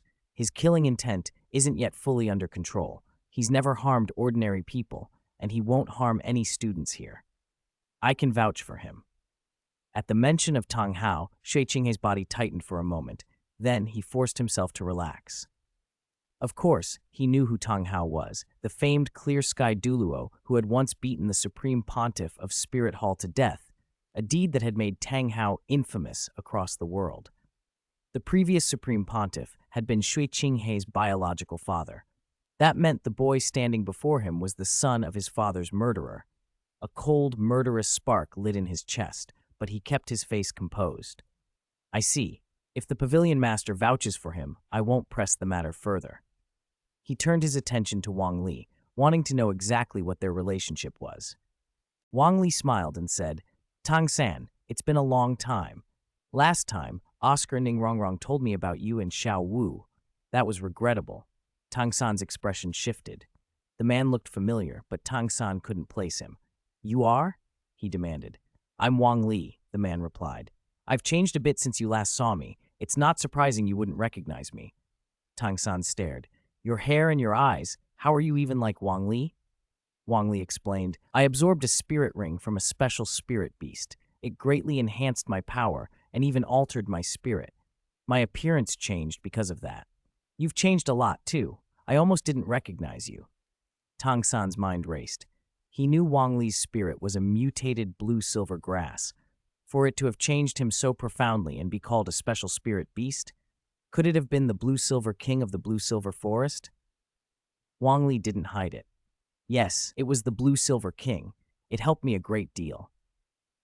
Tang San felt as if the world imploded. That was the 5th spirit ring his father had reserved for him, the one Tang Hao had promised would suit him best. Tang San had been furious when he couldn't find it. He had never expected someone else had killed the blue-silver king and absorbed its ring. Anger flared uncontrollably across his face. So it was you. Do you know that was my reserved 5th spirit ring? Did you not? Wang Li put on a helpless look. I really didn't know. I searched a long time for a spirit beast that suited me, but there was no name on that beast. If I'd known you wanted it, I wouldn't have hunted it. Spirit beasts belong to no one. Whoever kills them claims them. Shui Qinghe watched Tang San's killing intent's visible surge, then looked to Wang Li, who seemed genuinely regretful. To be classmates and yet have such murderous intent toward one another. Shui Qinghe frowned and said coldly, "Pavilion Master, you must keep a close eye on your nephew. If he can't control that killing intent, he shouldn't be allowed to stay here. He could make trouble." Tang Yuehua hurried forward and gripped Tang San's arm. In front of the crown prince, Tang San should not be directing killing intent at the prince's associate. Did he want to remain in Heaven Do City at all? Your Highness, I'm sorry. My nephew is headstrong, but I will watch him closely. Little San, come down with me. She hauled him away. Tang San's face burned with anger and unwillingness. Wang Li watched him go, a faint curl at the corner of his mouth. This was the sort of thing that amused him. Moments of enjoyment had become rare, and he intended to savor this one. 169. Tang Hao appears, 2-in-1 chapter. Behind the Moon Pavilion corridor, Tang Yuehua dragged Tang San out. Seeing he still trembled with rage, her expression darkened. Whatever she'd taught him clearly hadn't taken root.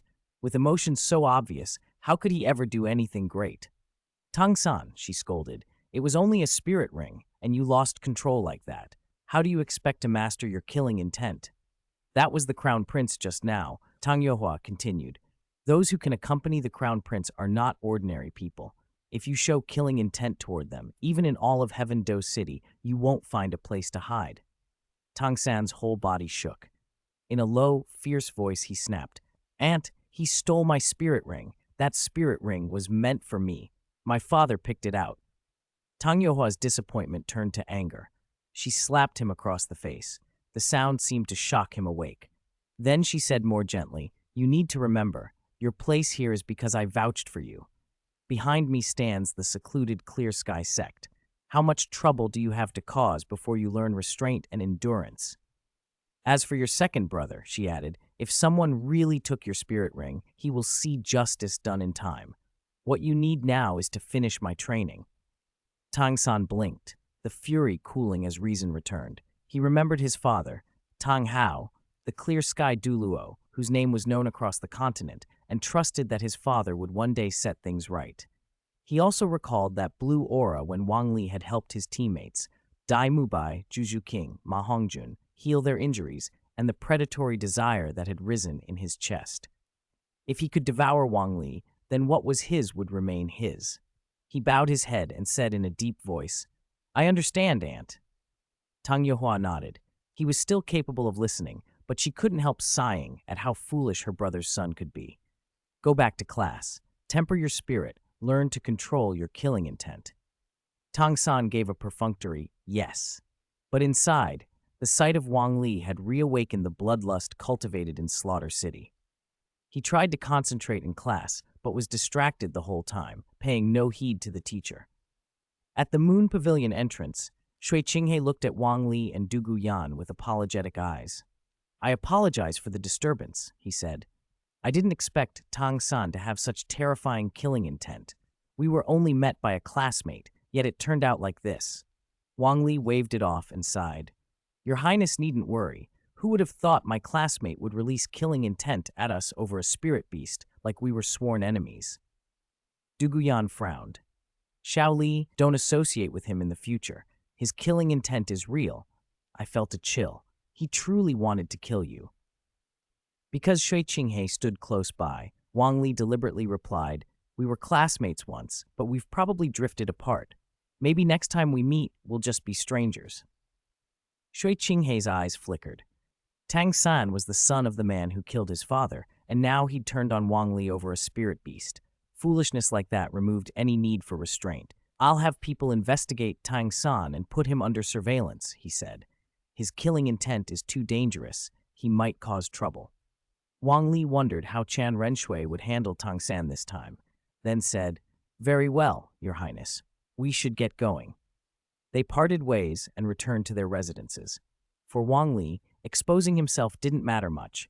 His appearance had been changing for some time. If Tang San or Tang Hao were looking for him, it was only a matter of time before they came.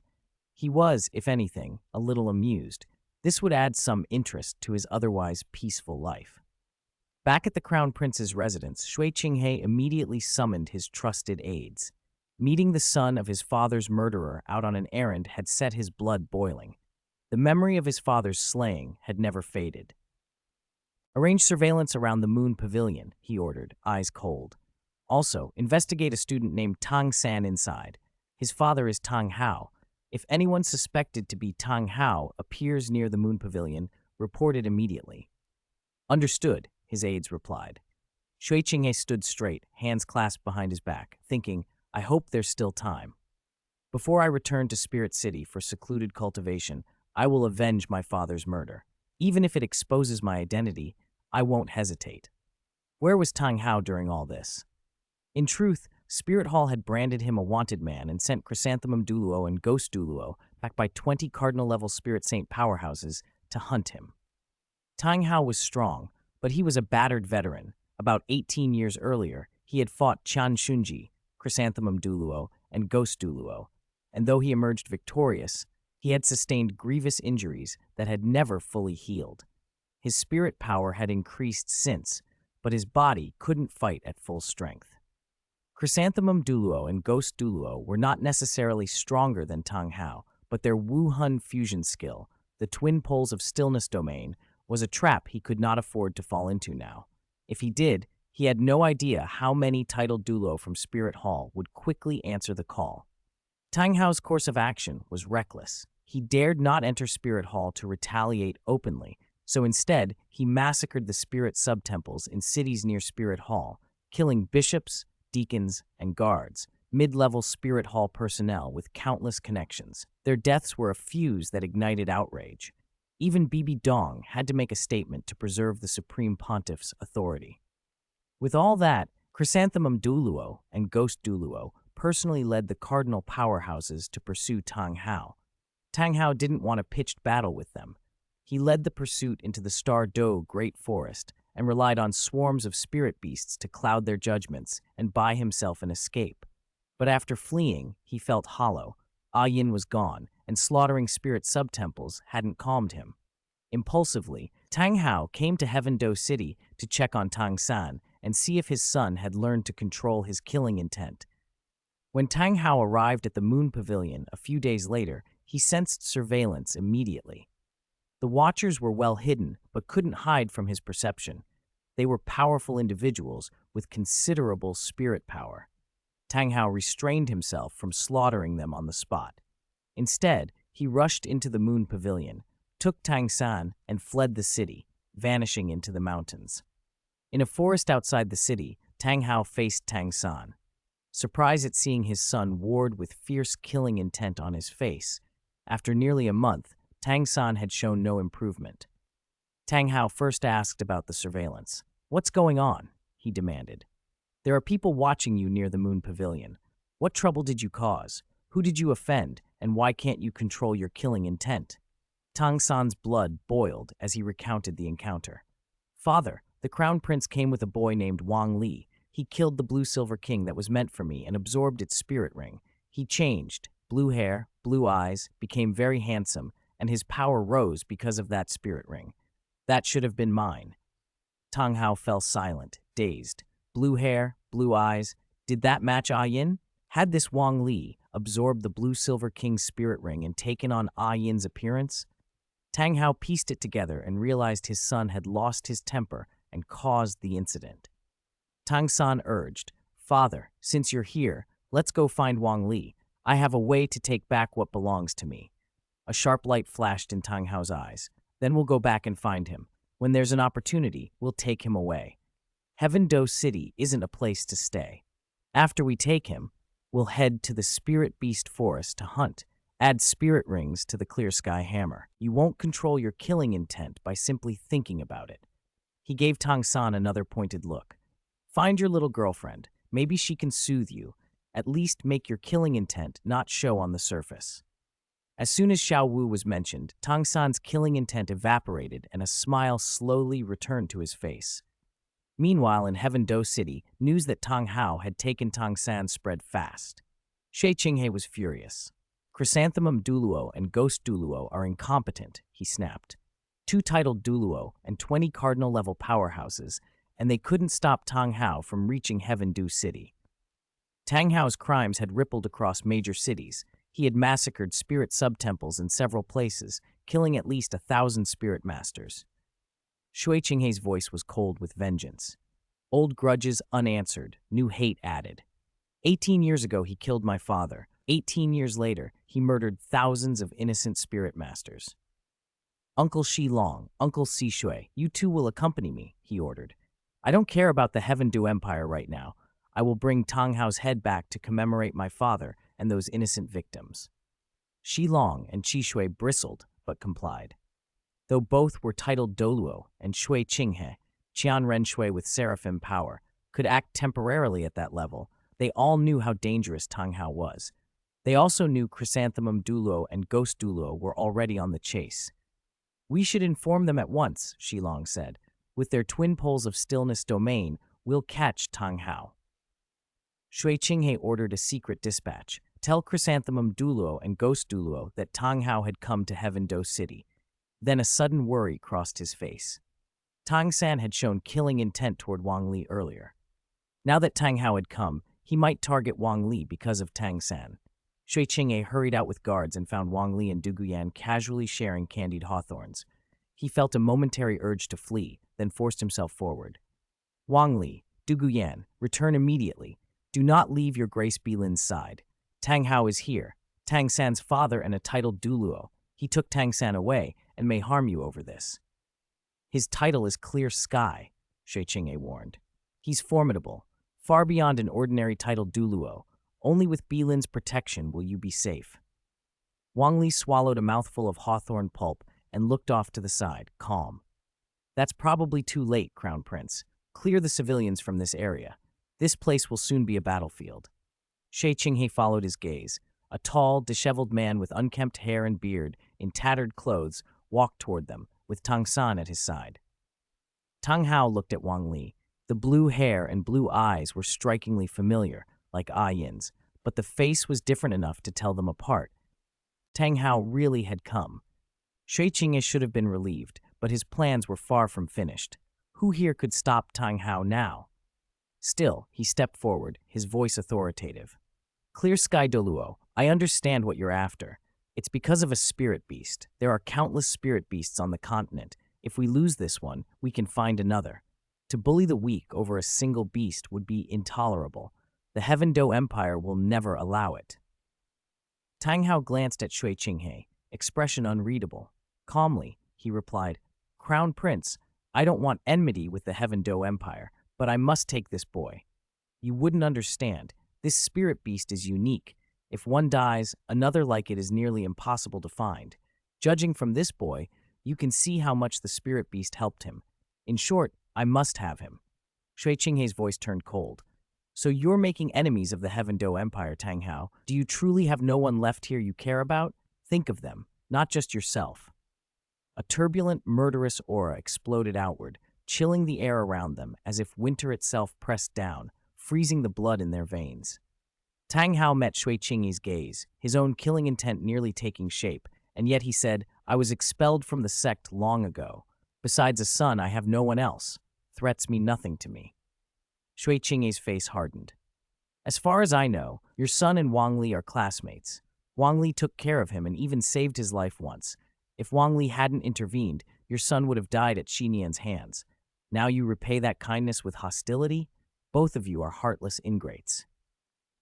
Tang San's face soured. It was true in a way, but he protested fiercely. We returned together. Who could say whether Xinian came to kill me or him? Saving me was saving him too. That's one thing. Him stealing my spirit beast is another. Wang Li smiled and stepped forward. First he soothed Shui Qinghe, saying, Crown Prince, there's no need to worry. I can take care of myself. Even if he's clear sky Douluo, he may not be able to take me. Then, looking at Tang San with a teasing lift of his lips, I never thought we'd come to blows over a spirit beast. He'd expected the bombshells to be about memory seals or the blue-silver emperor's true body and right leg bone. Instead, the first shock among them was this. Wang Li killed the blue-silver king. Now he turned to Tang Hao with a confident smile. I once heard that Clear Sky Douluo was the youngest titled Douluo. I think that honor might soon be mine. He summoned his spirit. The blue-silver emperor burst forth like a sapphire king, and as Wang Li moved, 8 spirit rings shimmered into being, 2 yellow, 2 purple, 3 black, and the last ring a deep red. Tang Hao and Tang San froze. The last time Wang Li had shown his rings had been in Shuiye's chamber. Neither Tang Hao nor Tang San had known. The revelation hit them from 2 angles. First, his strength. An 8-ring spirit master at such a young age. And second, his 8th ring was a 100,000-year spirit ring. A 100,000-year ring is a treasure of the spirit master world. Even many titled Douluo might not have such an ancient ring, yet Wang Li already held one as his 8th. Wang Li's blue-silver emperor surged, and he intoned softly, Ink Jade Divine Bamboo Spear. Overwhelming spears of ink jade rained down in a deafening roar, hurling themselves straight toward Tang Hao and Tang San. Tang Hao's eyes widened. He threw himself in front of Tang San and summoned his spirit. The clear sky hammer manifested in his hand, and 9 spirit rings flared into view, 2 yellow, 2 purple, 4 black, and a final red, marking his titled Douluo power. He unleashed the clear sky 9 absolutes, a sequence of 9 perfected techniques, and used them to shield himself and the boy amid the onslaught of ink jade spears. But the force from those spears pulsed through him, churning his blood and qi until he felt as if he might spit blood. He suppressed it through sheer will. Already badly wounded, he had to move quickly. Wang Li's power, with that 100,000-year 8th ring, far outmatched him. Tang Hao looked at the never-ending barrage and felt his scalp prickle. He could not stall. He had to end this fast, so he pushed himself to the limit. 7th spirit ability, Clear Sky Avatar. 8th spirit ability, Heaven-Shattering Strike. 2 black spirit rings flared around Tang Hao, and a terrifying aura billowed out, slamming into everything nearby and sending Tang San flying backward. The clear sky hammer swelled into a 30-meter giant, crackling with lightning and shot through with flame, an awful destructive force.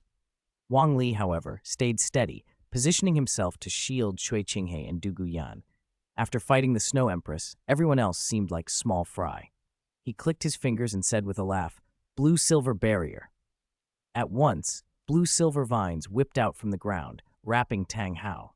The vines, glowing with inner light, solidified the world's energy around him.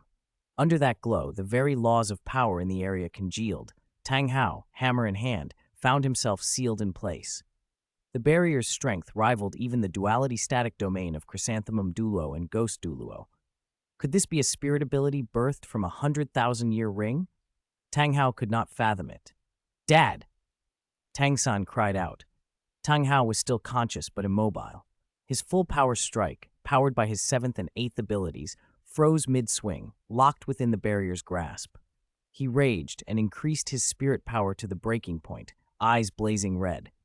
Then, in a desperate burst, the first 4 spirit rings, 2 yellow and 2 purple, exploded in succession, pouring raw power into his body. That surge let him crack the blue-silver barrier. Cracks spidered out, the seal shattered, and the energy that had bound it coalesced into a ravenous storm. At its center, even Tang Hao felt death's shadow.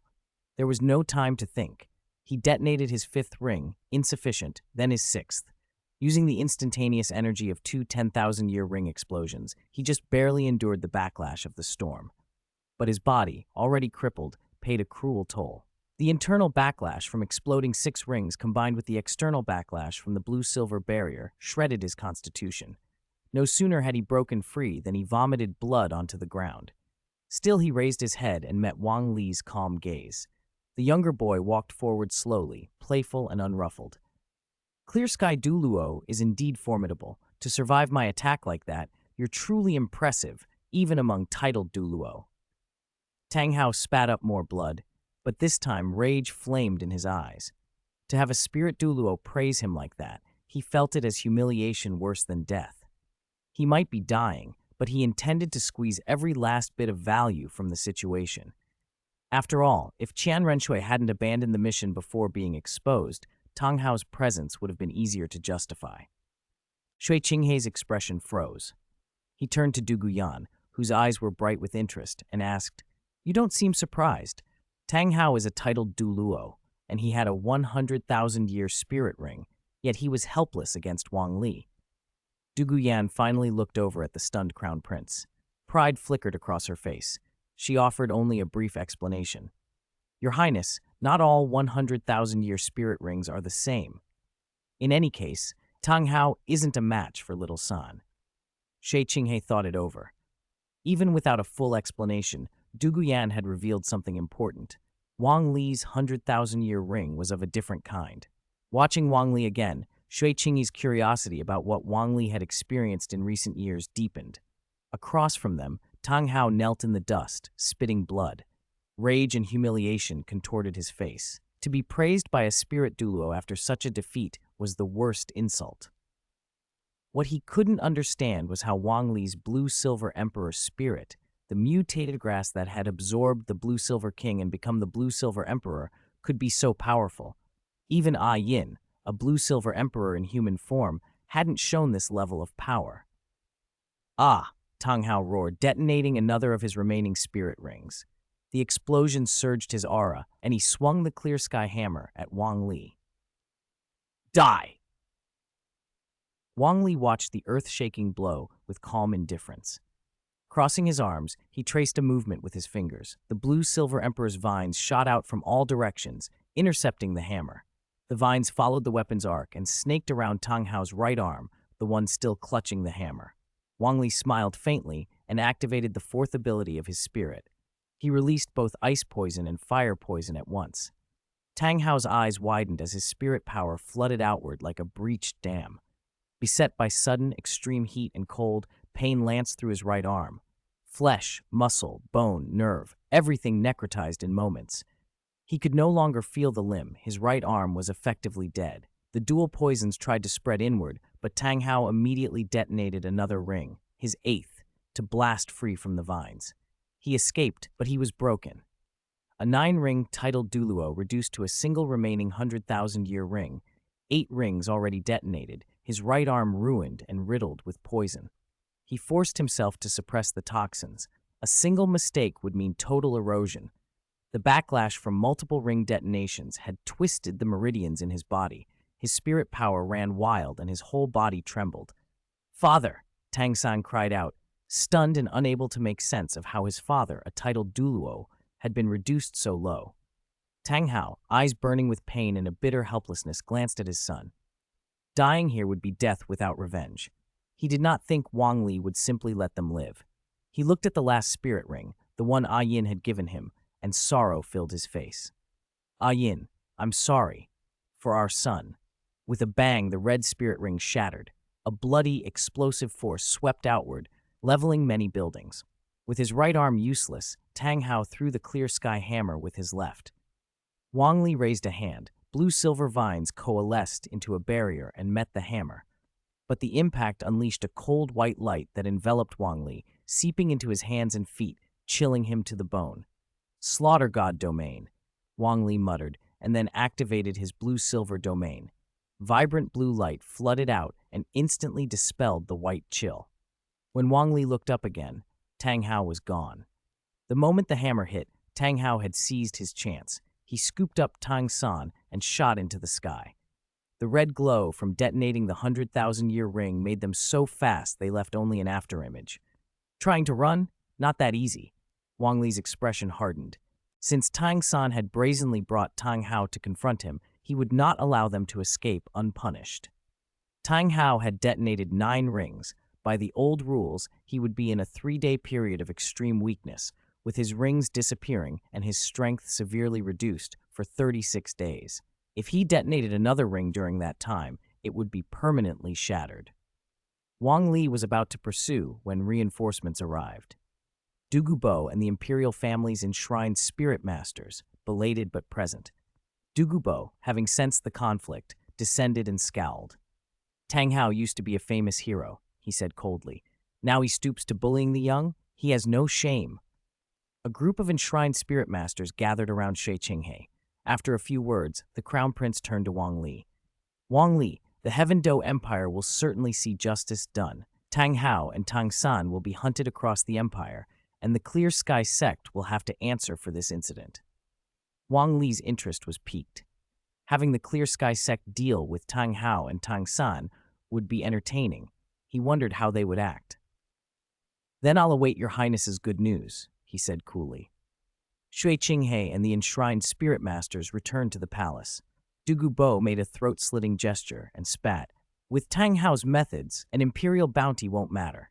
Little San, when you cut grass, you must pull out the roots. I'll go with you and finish them, father and son, completely. Wang Li shook his head. When cutting grass, remove the roots. But to kill someone, you must strike at their heart.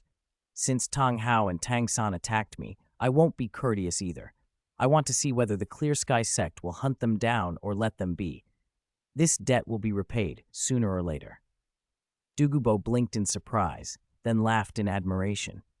You little devil, wanting to see where the Clear Sky sect will stand, whether they'll hunt them down, you're truly merciless. They parted ways. In the battle zone, the common people had been evacuated, so casualties were light despite the massive destruction. The Heaven Do army moved in quickly to enforce martial law and clear the ruins. At the imperial palace, Emperor Shuye was furious, slamming his fist on the table. Outrageous! My savior was attacked in Heaven Do City. Where is the imperial dignity? Where is the empire's honor? Put out a warrant for Tang Hao and Tang San across the empire, he roared. I will not rest until they are captured. Shui Qinghe said carefully, Imperial father, they are only 2 people. Hunting them will be like looking for a needle in a haystack, but we can pressure the Clear Sky sect to make them appear. And an explanation must be given to Wang Li. If Tang Hao and Tang San cannot be found, the Clear Sky sect must answer for it. Emperor Shuye hesitated. He was an emperor who understood balance. He wanted Wang Li on his side, but couldn't afford to completely offend the Clear Sky sect. Finally, he relented. Forget it. The Clear Sky sect has retreated into seclusion. Tang Hao and Tang San may have no current ties with them. We will put out the warrants and compensate Wang Li for his losses. Shui Qinghe's eyes widened at the emperor's indecision. Wang Li had defeated a powerful, titled Douluo. The emperor's attempt to play both sides irritated him inwardly, but he let it go and returned to the crown prince's mansion. After Shi Long and Shi Shui had been briefed, Shui Qinghe said calmly, Tang Hao detonated all 9 of his rings, and his right arm is crippled. His strength is less than 1/10 of what it was. It's time to take revenge. Shi Long and Shi Shui had already been following the developments. Shi Long hesitated. Young master, avenging Tang Hao is only a matter of time. But what about Wang Li? A spirit Douluo who can defeat a titled Douluo. Should we be concerned? Shui Qinghe rubbed his forehead. Prepare thoroughly to deal with Tang Hao. But with Wang Li, be decisive. If Wang Li can handle Tang Hao, can he handle us? Snake Lance Douluo, Porcupine Fish Douluo, don't worry about him. Gather forces to hunt the weakened Tang Hao now. If we miss this chance, it will be hard to come again. At that moment, Qian Renshui entered. She stretched and 6 pairs of wings sprouted behind her, enveloping her. When the wings opened, brilliant light flashed, and she stood before them, a stunning figure, golden hair flowing to her hips, her eyes bright and unnervingly determined. There's nothing left in the Heaven Do Empire for me to linger over, she said. I've learned that only absolute strength matters. Wang Li kept Tang Hao on the back foot with ease, yet for us to deal with Tang Hao, we had to bring several titled Douluo together. After we finished Tang Hao, I'm returning to Spirit Hall to seclude myself and cultivate. This empire, take it if you want it. Shilong and Qi Shui felt a chill. Seeing Qian Renshui abandon pretense and state her intent so plainly, they replied in low voices, "As you command." Meanwhile, Tang Hao and Tang San were fleeing as fast as they could. The Red Ring's power had ebbed. Tang Hao's body was exhausted from the detonations and injuries. When the ring's effect faded, he crashed into a mountain range, all 9 spirit rings gone, unable even to move properly, racked with pain. Tang San knelt beside him, anxious. "Father, are you all right?" Covered in cold sweat, Tang Hao gritted his teeth. "Little San, help me cut off my right arm. I don't have the spirit power to suppress the poison inside it. If I don't remove it, my whole body will be corroded." Tang San didn't hesitate. He examined the ruined arm, infected by virulent ice and fire poisons that could not be cured, and then, teeth clenched, he drew a blade and severed the arm at the shoulder. He bandaged the stump. Tang Hao breathed, finally relieved that his life was saved at the cost of his limb. "For the next 3 days, I'll be extremely weak," Tang Hao said. "The rest is up to you. If we can hold out 3 days, I'll recover some strength." Tang San nodded solemnly. His 8 spider lances extended from his back, 4-meter bony spears that made him resemble a dreadful man-faced spider. He lifted Tang Hao and used the lances for mobility, carrying them deeper into the mountain range. Tang San felt lost. The world was vast and directionless. They headed toward the Star Do Great Forest. The next day, 2 pieces of news swept Heaven Do City at once: the warrants for Tang Hao and Tang San, and the Crown Prince's disappearance. The Crown Prince's mansion was in turmoil. Though there was no overt sign of a struggle, it was clear Shui Qingye had met misfortune. In the empire, after the emperor, the Crown Prince was the most important figure. His apparent disappearance sent the city into a panic. Martial law was enforced, soldiers patrolled the streets, and the Moon Pavilion was sealed. Tang Yuehua was taken away for investigation. Who else could have conspired against the Crown Prince if not Tang Hao and Tang San, now the prime suspects? Not everyone accepted that version. Yu Xiaogang of Shrek Academy publicly defended Tang Hao and Tang San, insisting they were innocent and that Wang Li must have provoked the conflict. He also reminded people that the Clear Sky sect, the world's top sect, stood behind Tang Hao, and they couldn't be treated lightly. For taking that stand, Shrek Academy was quickly sealed, students dispersed, teachers arrested. By sticking their necks out, they had invited a severe crackdown. Chapter 172, Xiao Wu, Save Me the Dugu Family Mansion. Wang Li stood by the window, deep in thought. "It's very unlikely Shui Qinghe suffered an accident," he mused. "She is Qian Renshui. She probably has a titled Douluo at her side. If she vanished without a trace, she didn't get taken. She left on purpose. Could she be abandoning the Heaven Do Empire? Leaving now would most likely mean she's chasing after Tang Hao and Tang San. She's more proactive than I gave her credit for." Knowing Shui Qinghe's true identity made the answer obvious to Wang Li, but not to everyone. Emperor Shuiye, who had long harbored suspicions about Shui Qinghe after his 2nd and 3rd sons had died prematurely despite showing great talent, was unnerved. In the end, he was left with only 2 serious heirs, Shui Qinghe and Shui Beng. The 4th son was a wastrel, and the eldest merely decent. Despite misgivings, Shuiye had named Shui Qinghe Crown Prince. Now Shui Qinghe was missing. Had the one who murdered the other princes been Shui Beng, not Shui Qinghe? The thought chilled Shuiye. Ning Fengji of the 7 Treasure Glazed Tile School felt the same dread. He'd plotted for years so that once Shui Qinghe ascended the throne, he could become national master of the Heaven Do Empire and elevate his school. Now Shui Qinghe was gone. That unsettled him more than the news of Wang Li's victory over Tang Hao. At that moment, Ning Rongrong and Oscar even came begging him to help save the teachers at Shrek Academy. Save them? Ning Fengji thought. They'd brought this on themselves. Tang Hao and Tang San deserved to die. If they hadn't appeared, none of this would have happened. Still, the Heaven Do Empire and the 7 Treasure Glazed Tile School began frantically searching for any trace of Shui Qinghe. For Shui Qinghe herself, once she shed the disguise she had used as the princess, there was no longer Shui Qinghe. there was only Qian Renshui. Accompanied by the snake lance Douluo, the serpent dragon, and the porcupine fish Douluo Shui, Qian Renshui tracked Tang Hao's trail relentlessly. 3 days later, deep in the Stardew Great Forest, Qian Renshui met Yue Guan and Gui Mei. That brought the number of titled Douluo with her to 5. Yue Guan and Gui Mei, once guards of the former supreme pontiff, bowed respectfully as they recognized the descendant of their old master. "Young master," they said. Qian Renshui inclined her exquisite head slightly. Yue Guan and Gui Mei would be her immediate aides. She asked, "Are you sure Tang Hao and Tang San's trail leads into the Stardew Great Forest?" "Our men have spotted them," Yue Guan replied. "Tang San has an external spirit bone shaped like 8 giant spider legs. Using that external spirit bone, Tang Hao and Tang San move extremely fast through the mountains and forests. They haven't flown or used main roads, so they've slipped past patrols before. This time our men followed them closely into the Stardew Great Forest," Gui Mei added.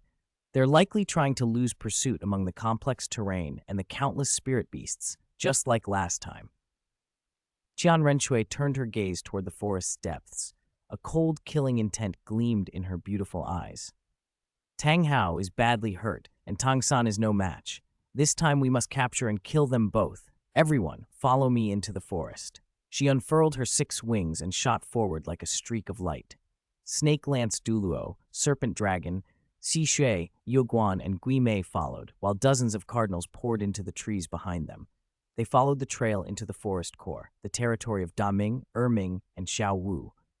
When the titled Douluo spotted Tang Hao and Tang San, Xiao Wu saw them too. Tang San, terrified and overjoyed to see her, shouted, "Xiao Wu, save me!" Seeing Tang San chased, Xiao Wu panicked and called out, "Daming! Erming! Save them!" From the trees came 2 enormous figures, the Sky Azure Bull Python and the Titan Giant Ape. Both knew Tang Hao and Tang San were trouble. Not only had they deceived Xiao Wu's affections, they'd led 4 titled Douluo right into the forest. Qian Renshui hovered, stunned. A human, Xiao Wu, living in the Stardew Great Forest and commanding 200,000-year spirit beasts? The titled Douluo beside her quickly told her Xiao Wu's true form, and suddenly, everything made sense. Qian Renshui's face went icy. "Tang Hao, Tang San, humans of the Clear Sky sect, the greatest under heaven, colluding with spirit beasts. Your actions are despicable." Yue Guan's voice grew soft and mocking as he recalled the past. Like father, like son. Tang Hao once colluded with a spirit beast and fathered a bastard. This Tang San is that child, half human, half spirit beast. Gui Mei added, grim. Back then, Tang Hao recovered from near death by relying on a sacrifice of a 100,000-year spirit beast. That's how so many of those tragedies happened. Their words struck Tang Hao to the core. He trembled, his eyes reddened. Yue Guan and Gui Mei had pressed into his deepest wound. He wanted to ignore his injuries and launch a desperate attack to kill them both. Xiao Wu grasped Tang San's hand and consoled him. "Gay, you don't care who I am, and I'll protect you. Daming, Erming, help us keep them safe."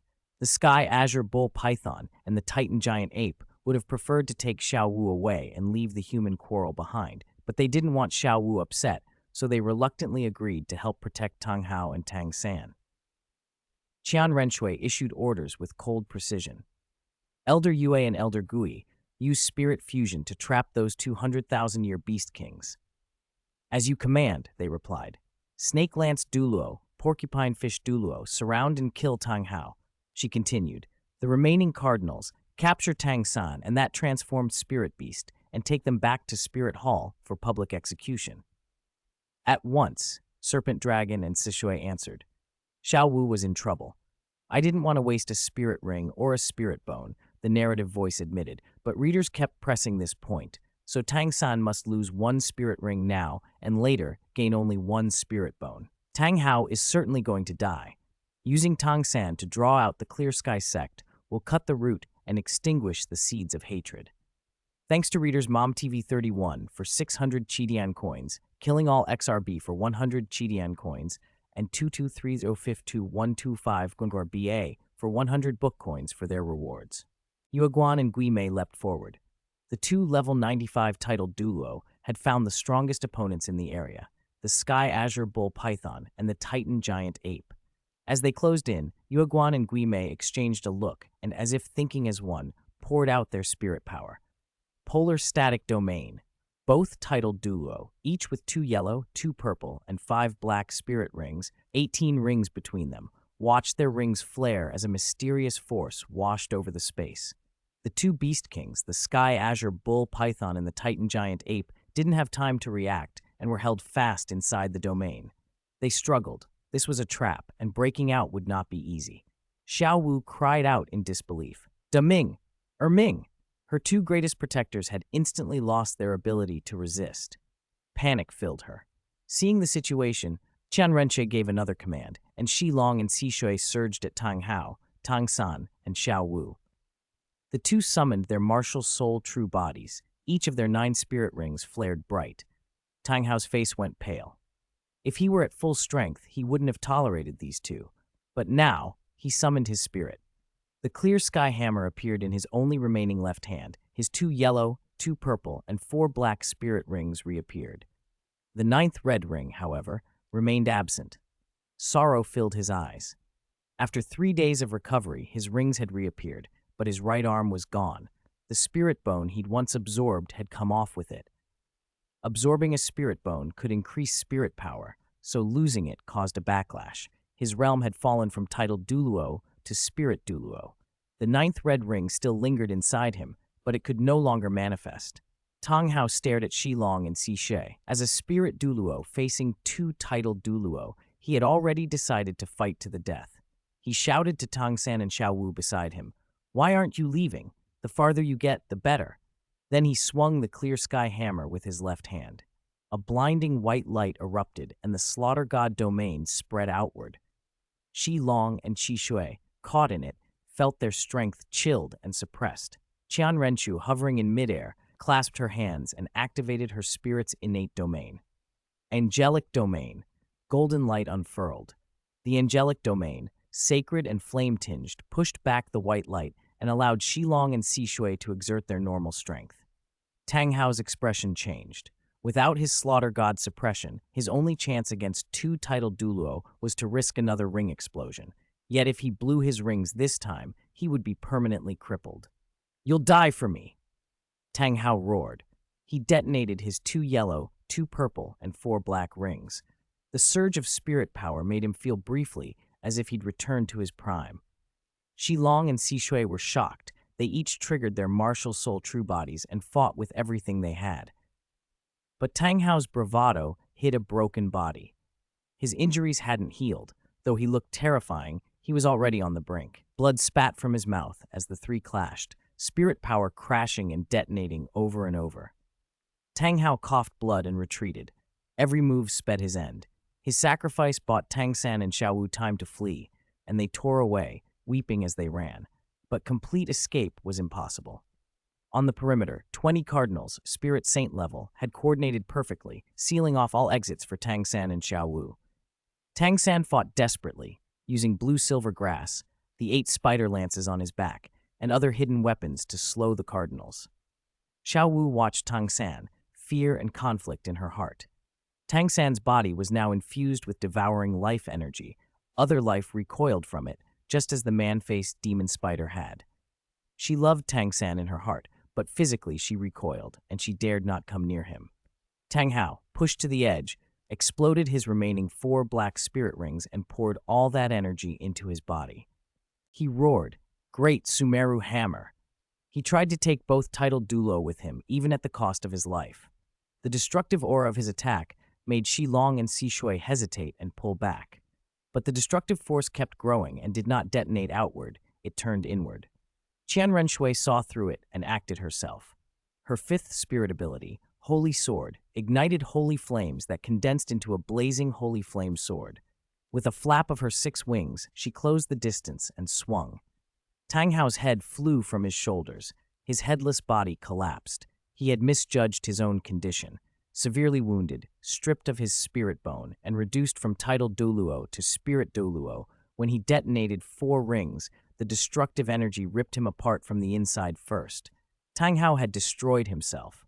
Qian Renshui felt vindicated as she beheaded him. She still believed Tang Hao had killed her father, and with that revenge taken, she was elated.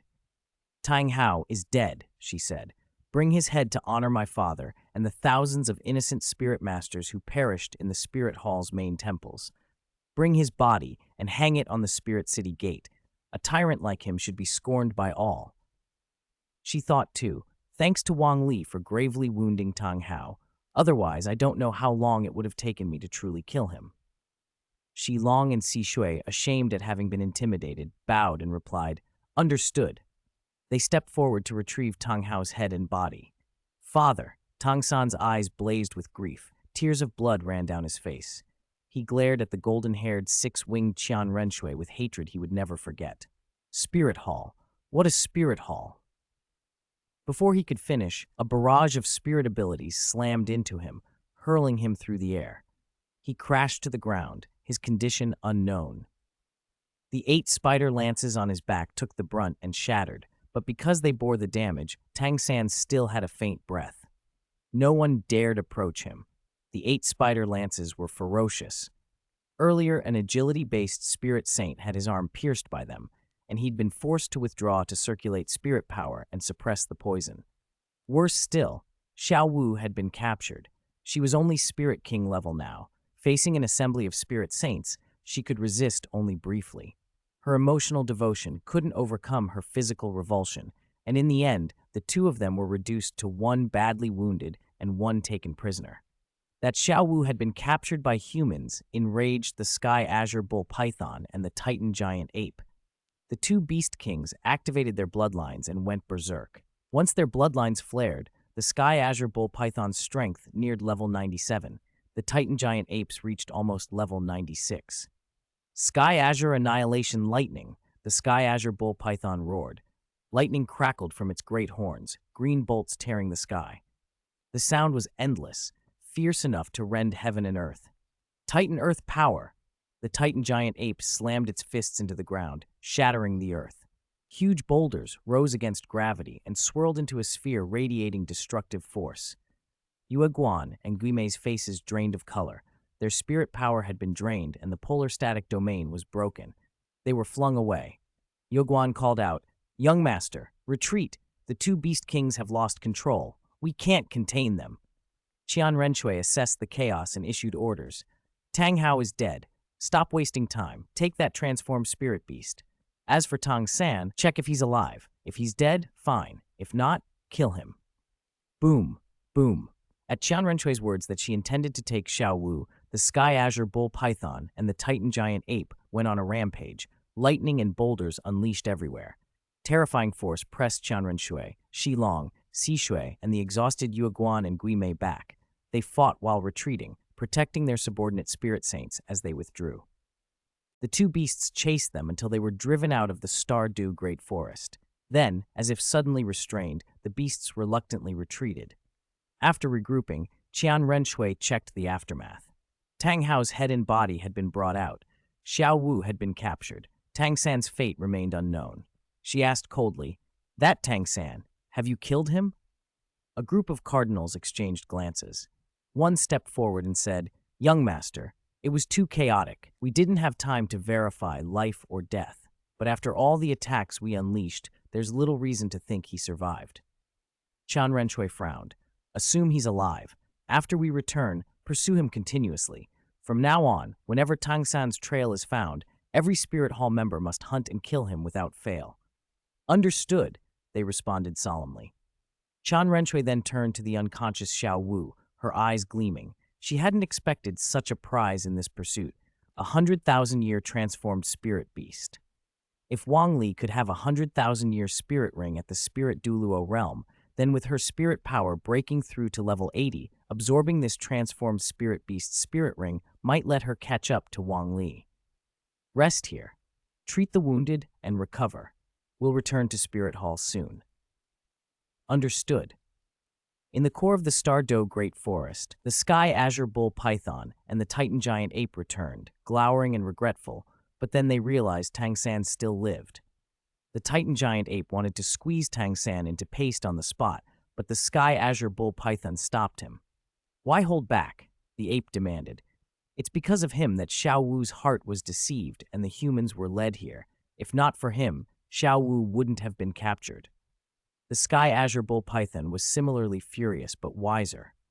If we leave the forest with our bodies, humans will detect us and will never learn where they took Xiao Wu, but this human can blend into their society. If he still cares, he can help find where Xiao Wu was taken.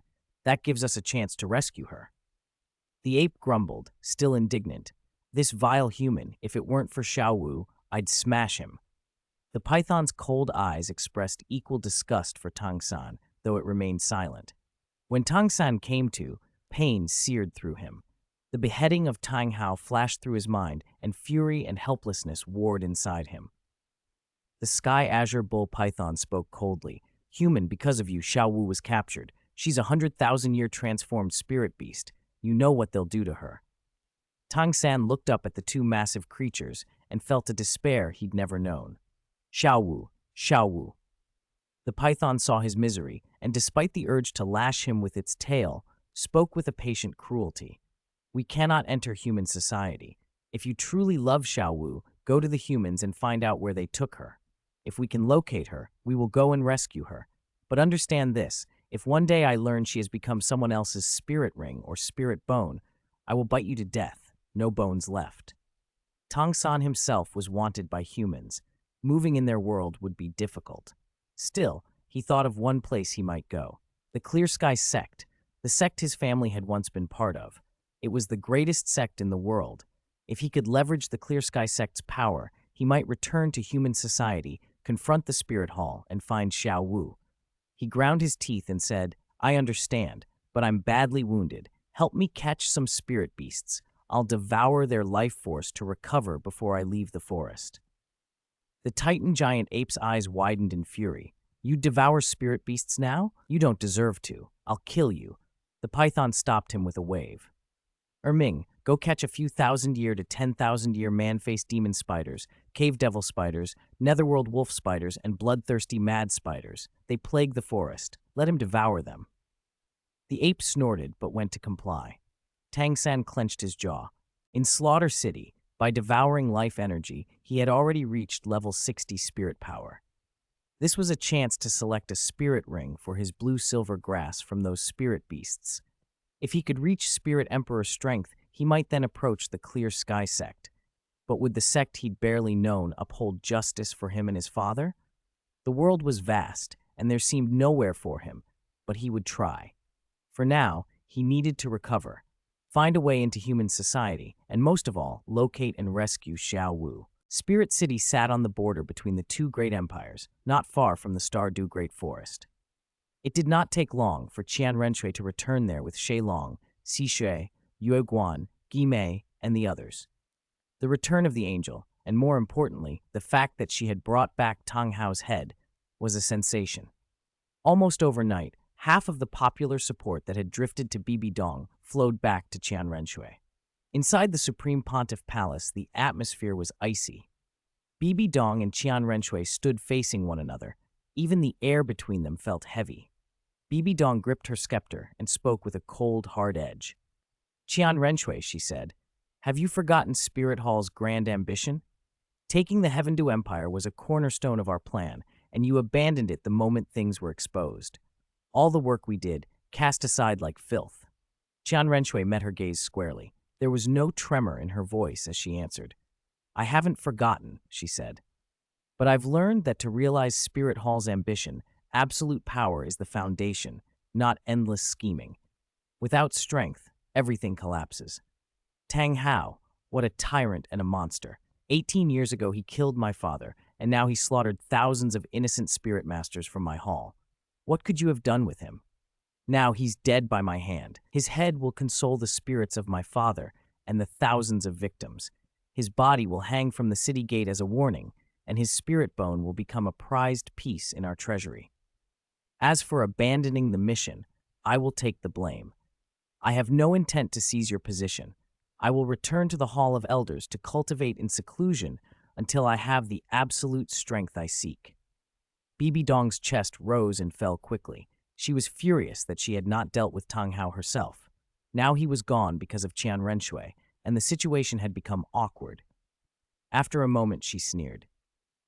As I understand it, You only managed to kill Tang Hao because he was already gravely wounded. The one who wounded him was Wang Li, a youth who has already reached 8 rings, the youngest spirit Douluo on record. He's the same person who cured Shuiye's poison and ruined our arrangements. Humph. If I had known, I should have eliminated him back then. If he hadn't been carrying your token, we wouldn't have raised a tiger to turn on us. I will find a way to remove him. Qian Renshui's expression shifted briefly, then steadied. She did not call Bibi Dong mother. She used her title. Supreme Pontiff, you can try, she said. Wang Li is someone I value. Only I will be allowed to defeat him.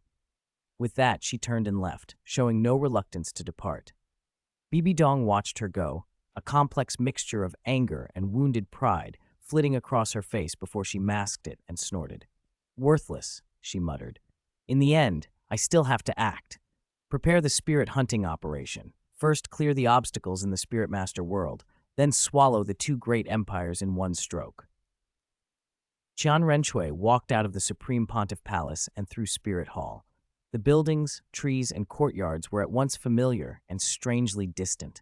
She had spent much of her life since age 9 navigating intrigues in Heaven Dew City. Returning here stirred a faint disorientation on her beautiful face. Without thinking, she made her way to the Hall of Elders.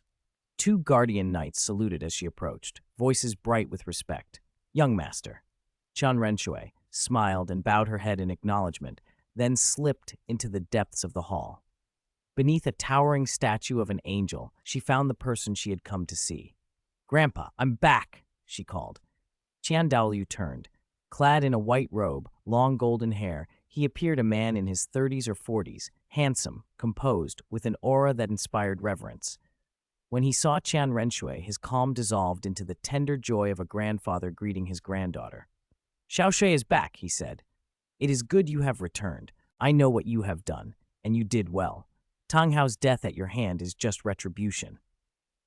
Qian Renshui nodded. The weight of revenge had been lifted. She felt lighter.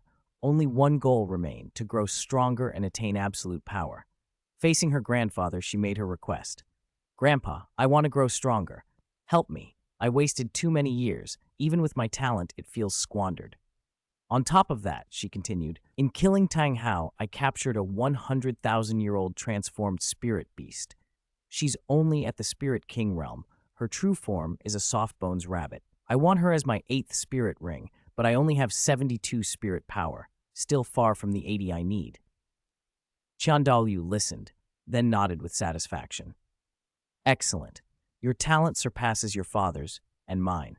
Had you not insisted on that undercover plan before, I would have cultivated you with all my heart.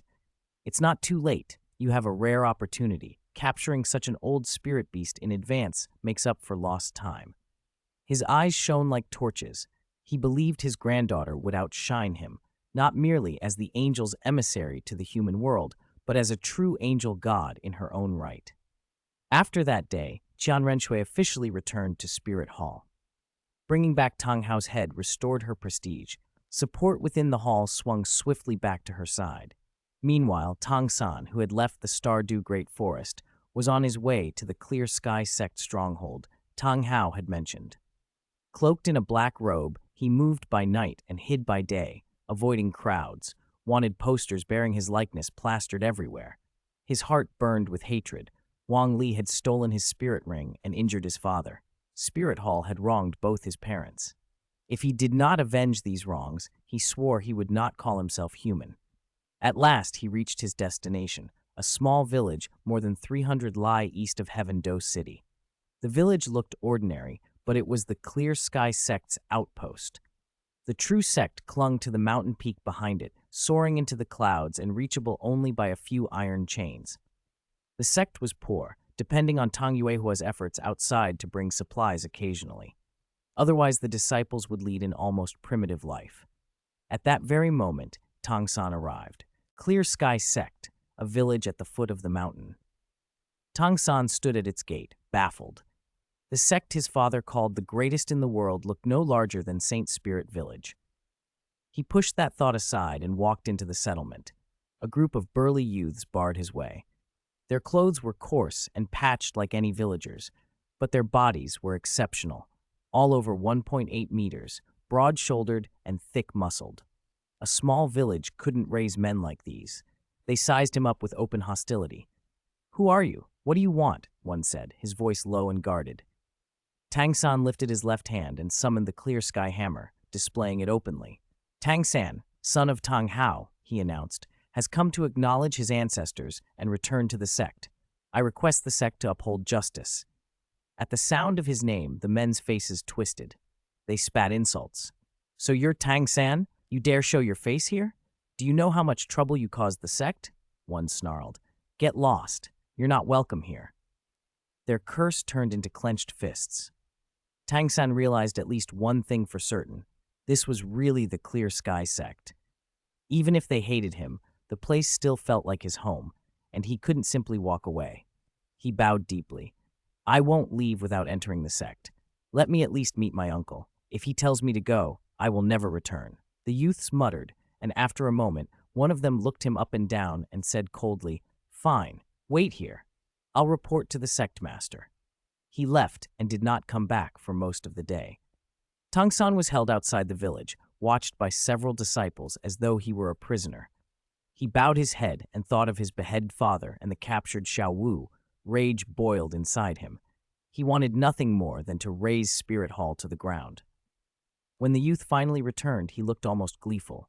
"Come, the sect master pities you and will see you." Tang San felt joy explode in him.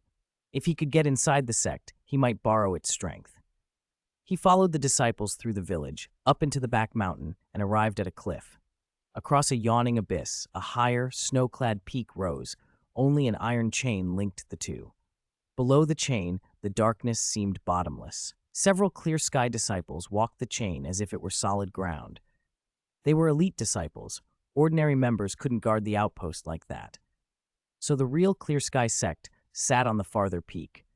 Tang San circulated his spirit power, used Ghost Shadow Perplexing Track, and stepped onto the chain. Having trained martial arts for over 10 years, the chain posed no problem. The guards watched, surprised. They had expected him to make a fool of himself. Instead, he crossed it with skill. They reached the mountaintop and the great stone where 3 vigorous characters were carved, Clear Sky Sect. The council hall lay before them. Waiting there were Tang Xiao, sect master of Clear Sky, and the 5 elders who held the real power now.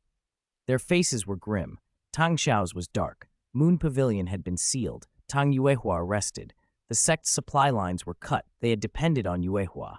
The whole sect was in dire straits, and now the man who had caused the calamity stood before them. Tang San dropped to his knees and bowed his head.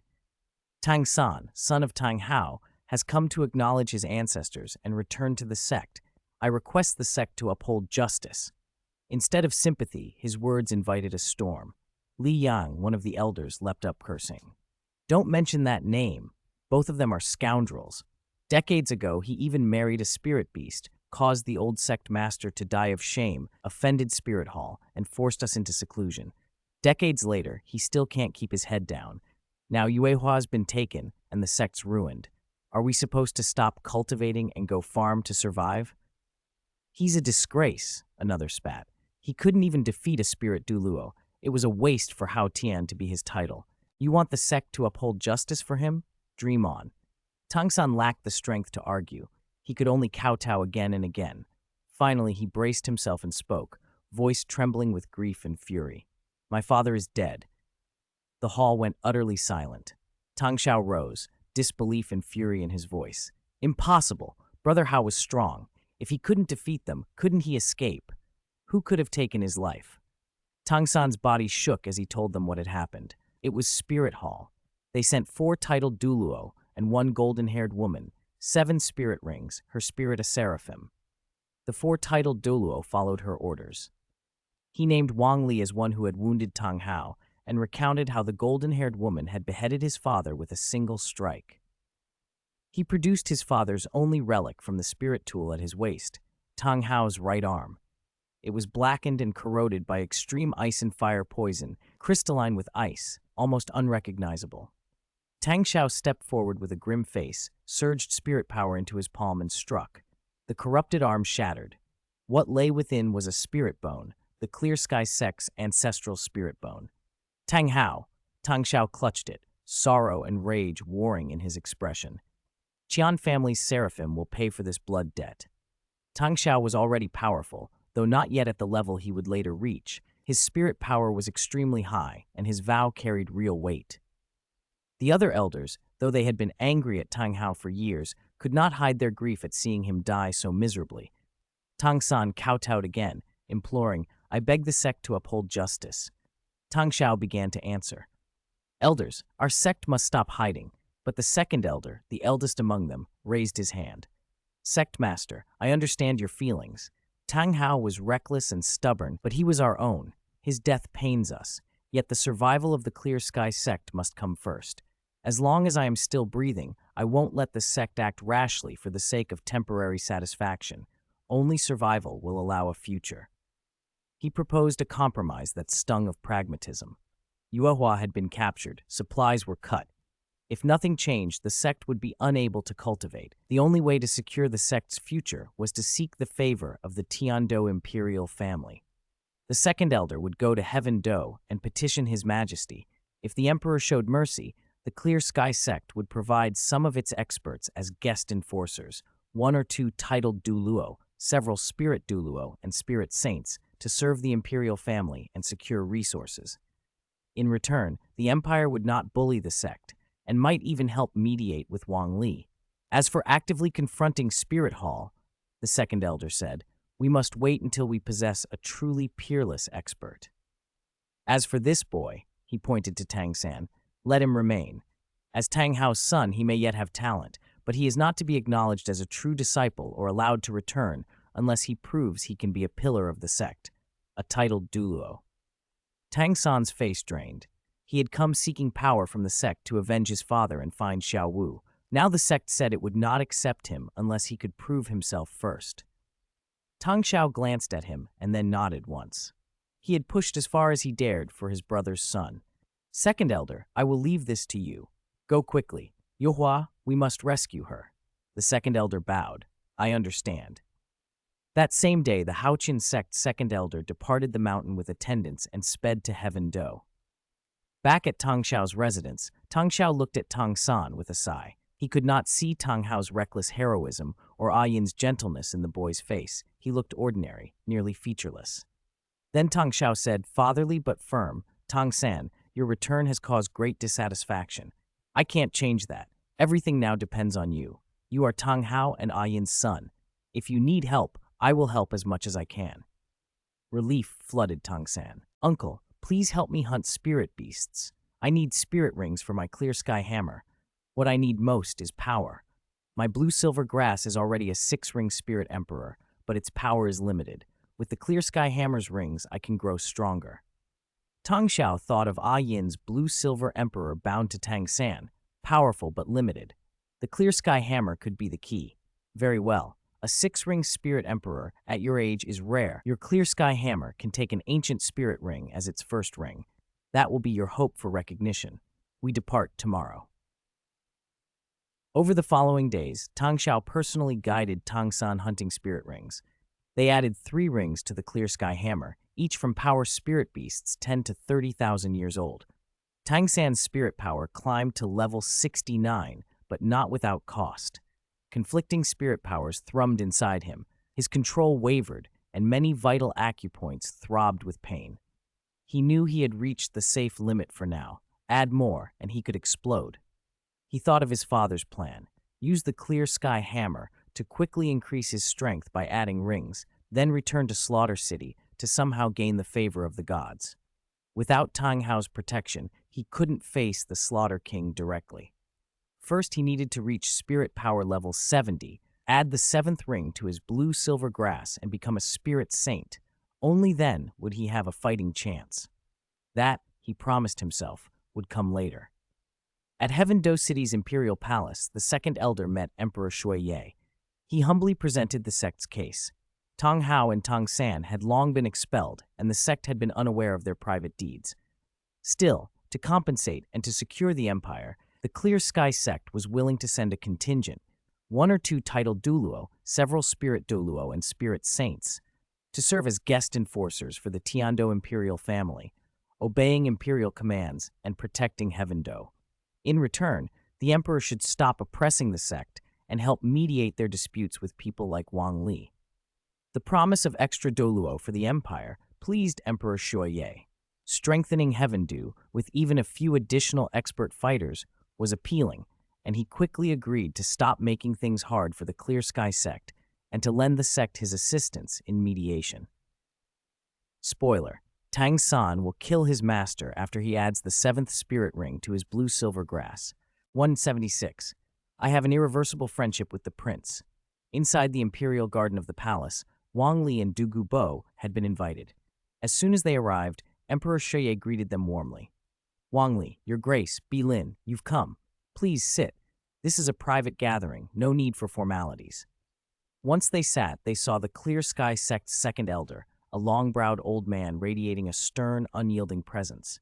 Shuoye smiled and introduced him. This is the second elder of the Clear Sky sect. He's here to explain the matter of Tang Hao and Tang San. Tang Hao and Tang San were expelled from the Clear Sky sect long ago and are no longer its disciples. The Clear Sky sect was unaware of Tang Hao and Tang San's actions and cannot be held responsible. Nevertheless, the sect is willing to offer compensation.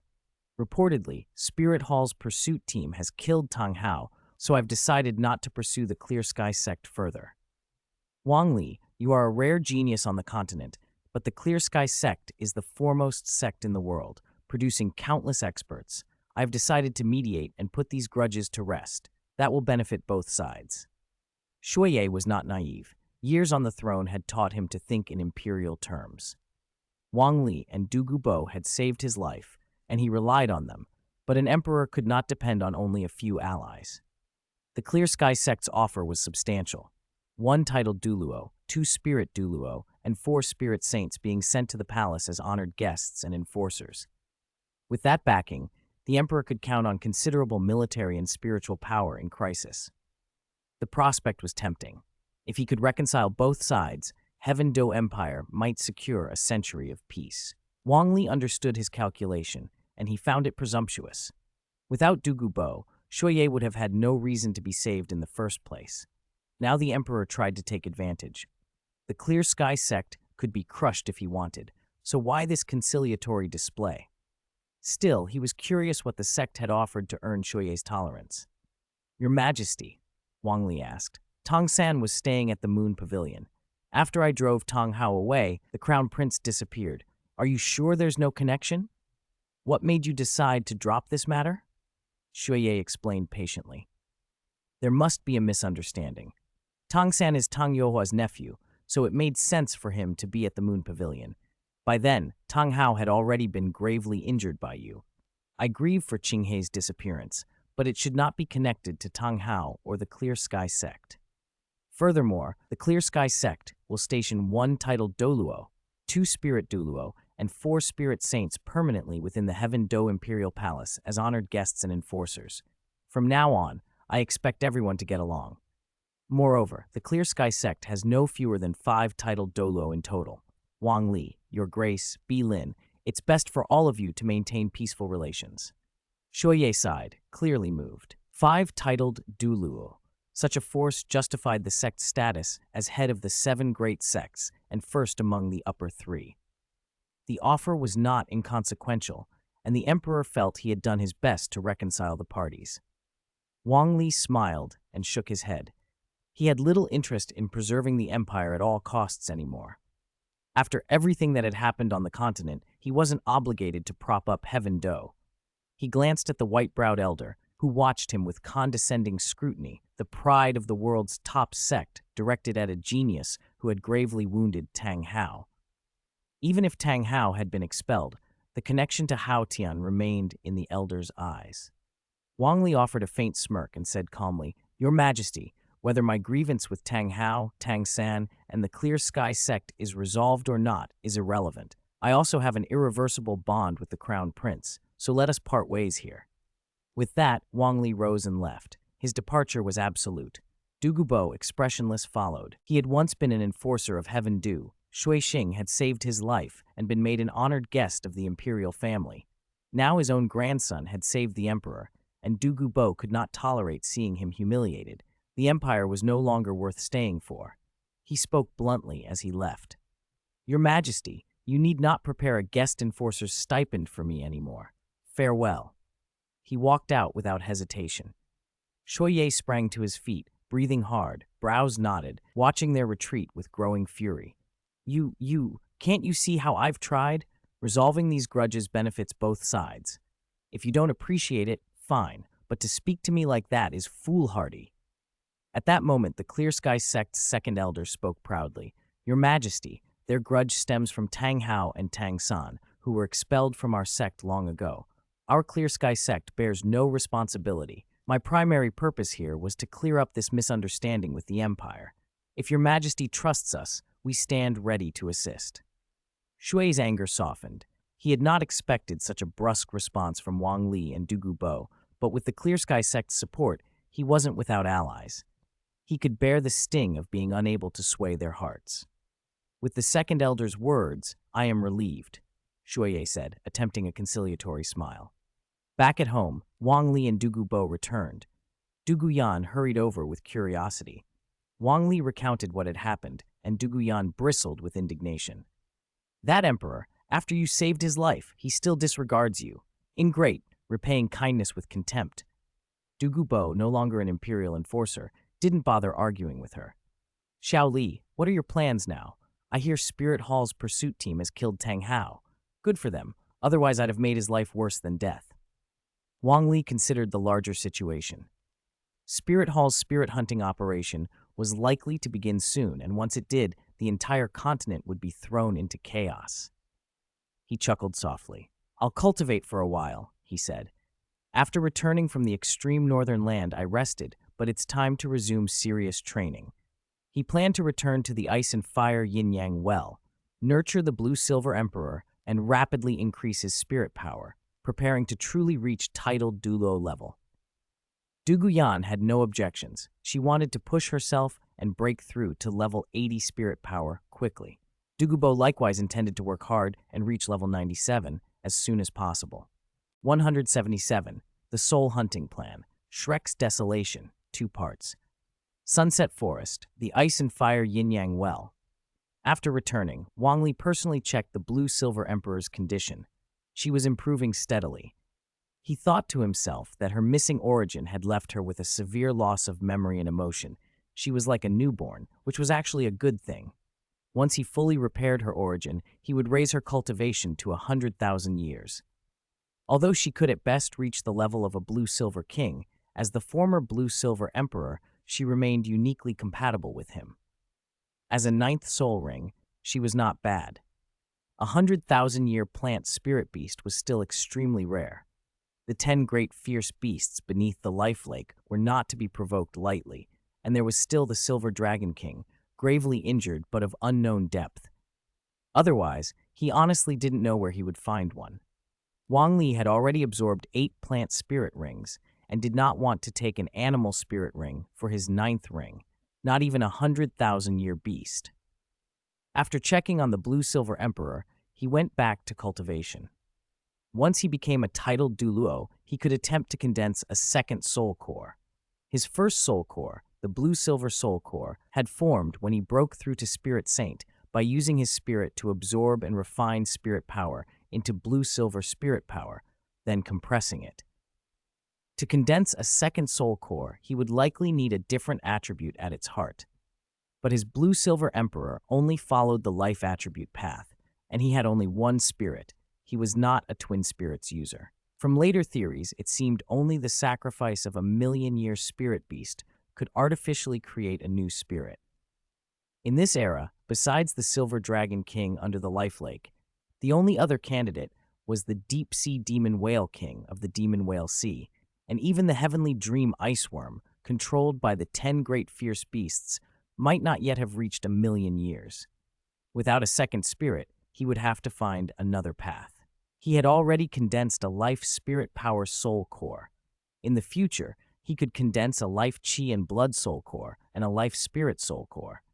If he pursued the life path to its extreme and aimed for immortality and indestructibility, he would see it through. Looking beyond the Douluo Continent, up to the God realm and down to the abyssal plane and across the universe, he did not believe anyone could obliterate his spirit, chi and blood, and spirit power, a trinity eternally indestructible. Wang Li had ideas, but to implement them, he needed constant experimentation. He used the blue-silver spirit power from his blue-silver soul core to stimulate his body, cultivate chi and blood, stimulate his soul, enhance his spirit, and then seek opportunities for compression and condensation. On Wang Li's side, he, Duguyan, and Dugubo returned to the ice and fire yin-yang well and resumed their peaceful cloistered lives. Meanwhile, the reappearance of the Clear Sky sect caused a huge stir. Although the sect had not fully emerged in public, the return of the continent's former #1 sect after decades of silence and its apparent cooperation with the Tiando imperial family was explosive news. Many older figures remembered the Clear Sky sect's former power and how it had been forced to seal itself by the Spirit Hall. The root of that conflict had been that Tang Hao of the Clear Sky sect had killed the previous supreme pontiff of the Spirit Hall, Qian Shunji. Now Tang Hao had died at the hands of the Spirit Hall. Was this the reason for the Clear Sky sect's comeback? Would the Clear Sky sect and Spirit Hall, two supreme powers, clash once more? The possibility sparked countless debates, sending shivers through many. The continent could be plunged into chaos again. 7 treasure-glazed tile school. On the tallest tower, Ning Fengji stood by a window looking over the whole school. His usually gentle, affable smile had been replaced by a constant look of exhaustion. Recent events had exceeded all his expectations. Tang Hao and Tang San attacking Wang Li driving them off, Shui Qinghei's disappearance, and the Clear Sky sect's emergence. He felt like he was losing his hair. Without Shui Qinghei, over a decade of effort felt wasted. Although their ties with the imperial family were not completely severed, they could no longer rely on them. Only sword Douluo Chenshin stood behind him. Space rippled slightly, and Bone Douluo Gurong stepped out. After Gurong appeared, he said to Ning Fengji, "It's confirmed. Wang Li left, and Dugubo and Duguyan are missing too. Emperor Shuiye really shouldn't have thought a proud genius like Wang Li would endure being slighted." Chenshin replied coldly, "The power of a mortal emperor makes him think he can control everything. But geniuses and powerhouses all have their pride. Not everyone bows for wealth, fame, or beauty." Ning Fengji turned, forced a bitter smile, and said to them, "I understand Emperor Shuiye. After all, that was the support of the world's #1 sect. I also understand Wang Li. He has no burdens. If he dislikes something, he simply walks away. He's a lone wolf and doesn't need to care for anything. Our 7 treasure-glazed tile school, our prosperity came from our large family and enterprise, and our downfall will too. Ultimately, we cannot be as carefree as he is." Ning Fengji felt suffocated. During the Clear Sky sect's silence, their school, though called the world's 2nd sect, had subtly held the momentum of the first. But with the Clear Sky sect's reappearance, they were back at square one. Second was second. Becoming first was impossible. Finally, Ning Fengji forced a smile, looked out the window again, and said helplessly, "Now that the Spirit Hall's power is immense, the upper 3 sects must unite to resist its encroachment. Send word to invite the 2nd elder of the Clear Sky sect. From now on, we should interact more." Ning Fengji was the kind of man who smoothed things over and adapted.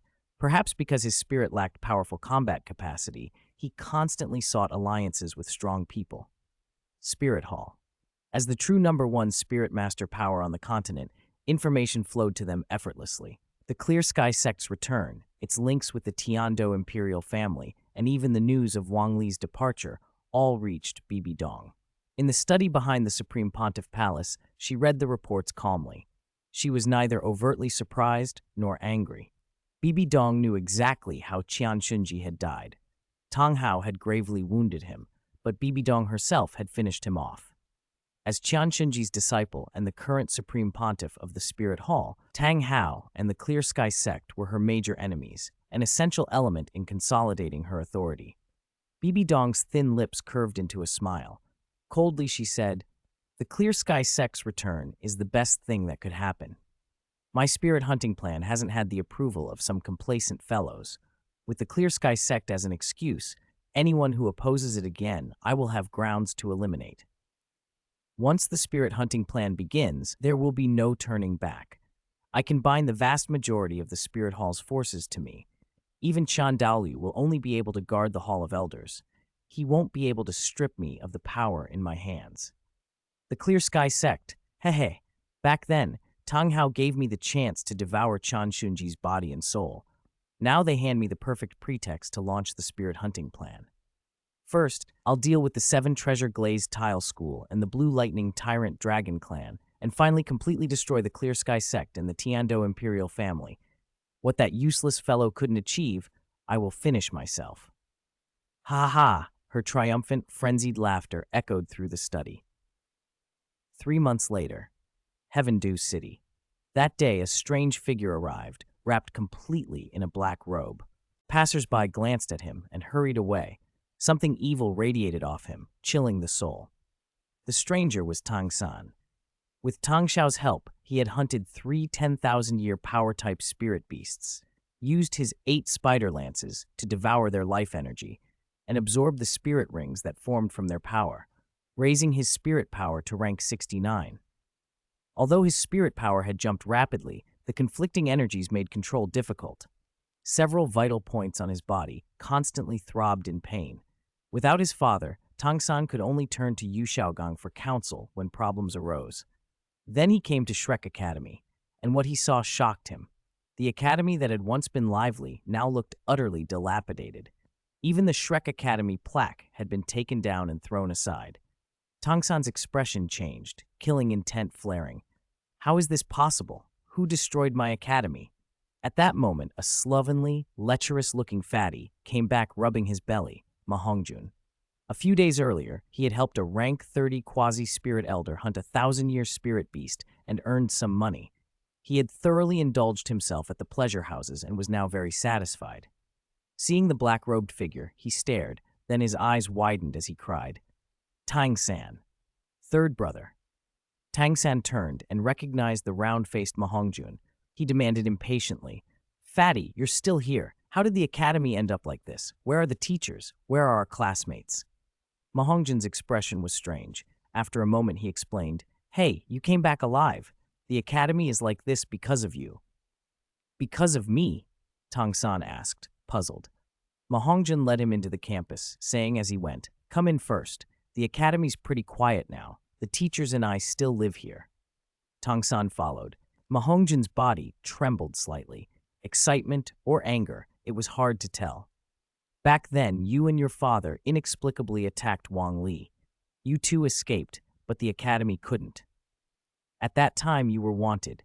Your teacher stepped forward to defend you, and the academy was sealed. All the teachers were taken away for investigation.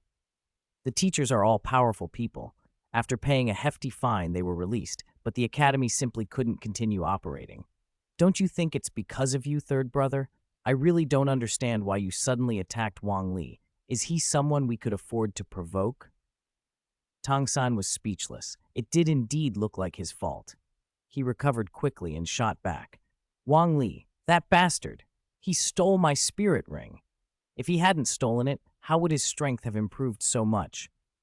If he hadn't taken my ring, none of this would have happened. So the teachers and everyone still live at the academy?" Ma Hongjun looked at him, his gaze unfamiliar.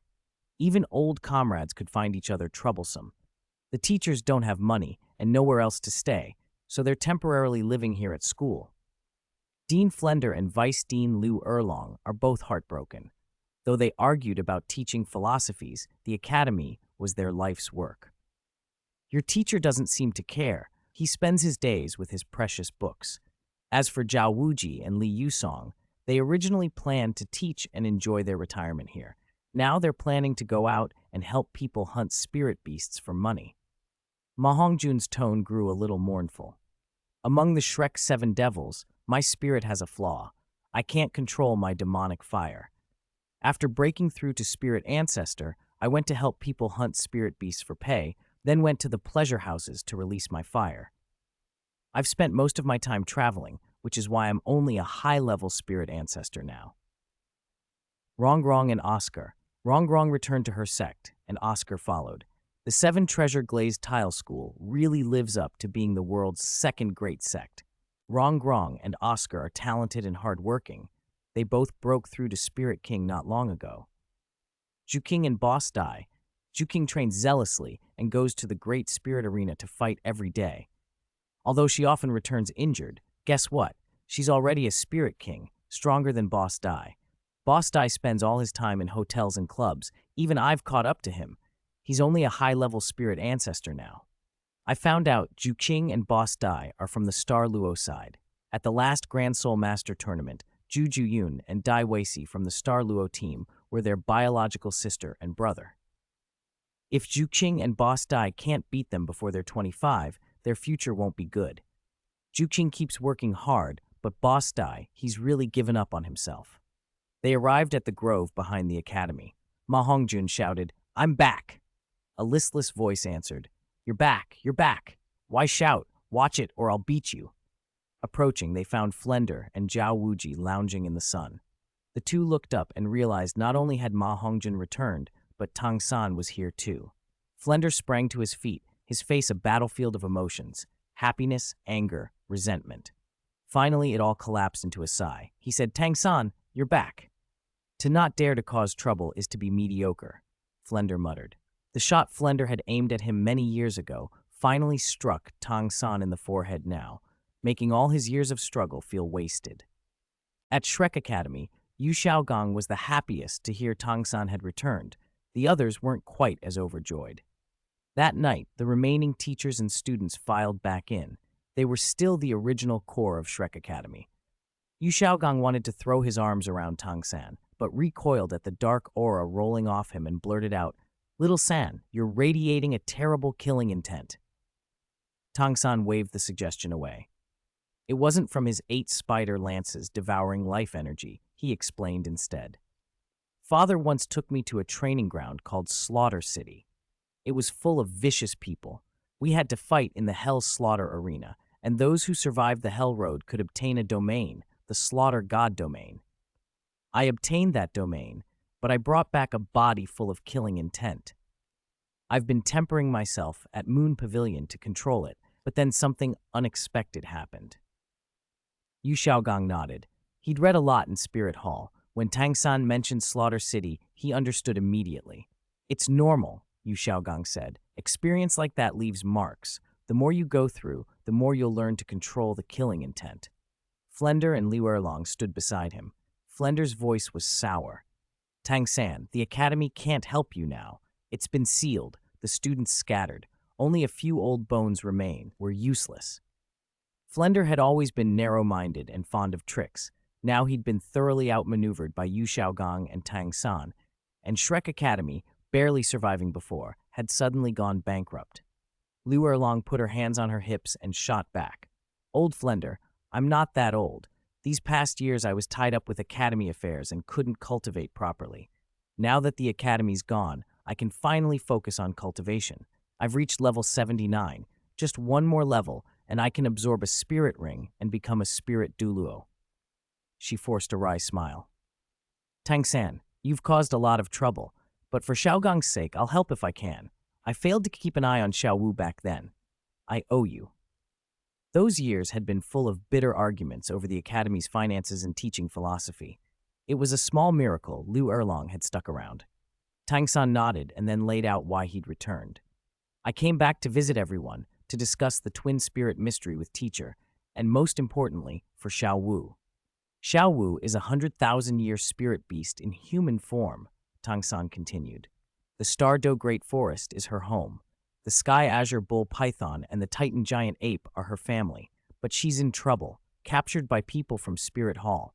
I'm afraid she's in great danger. The Clear Sky sect can't do much, so I've come to you.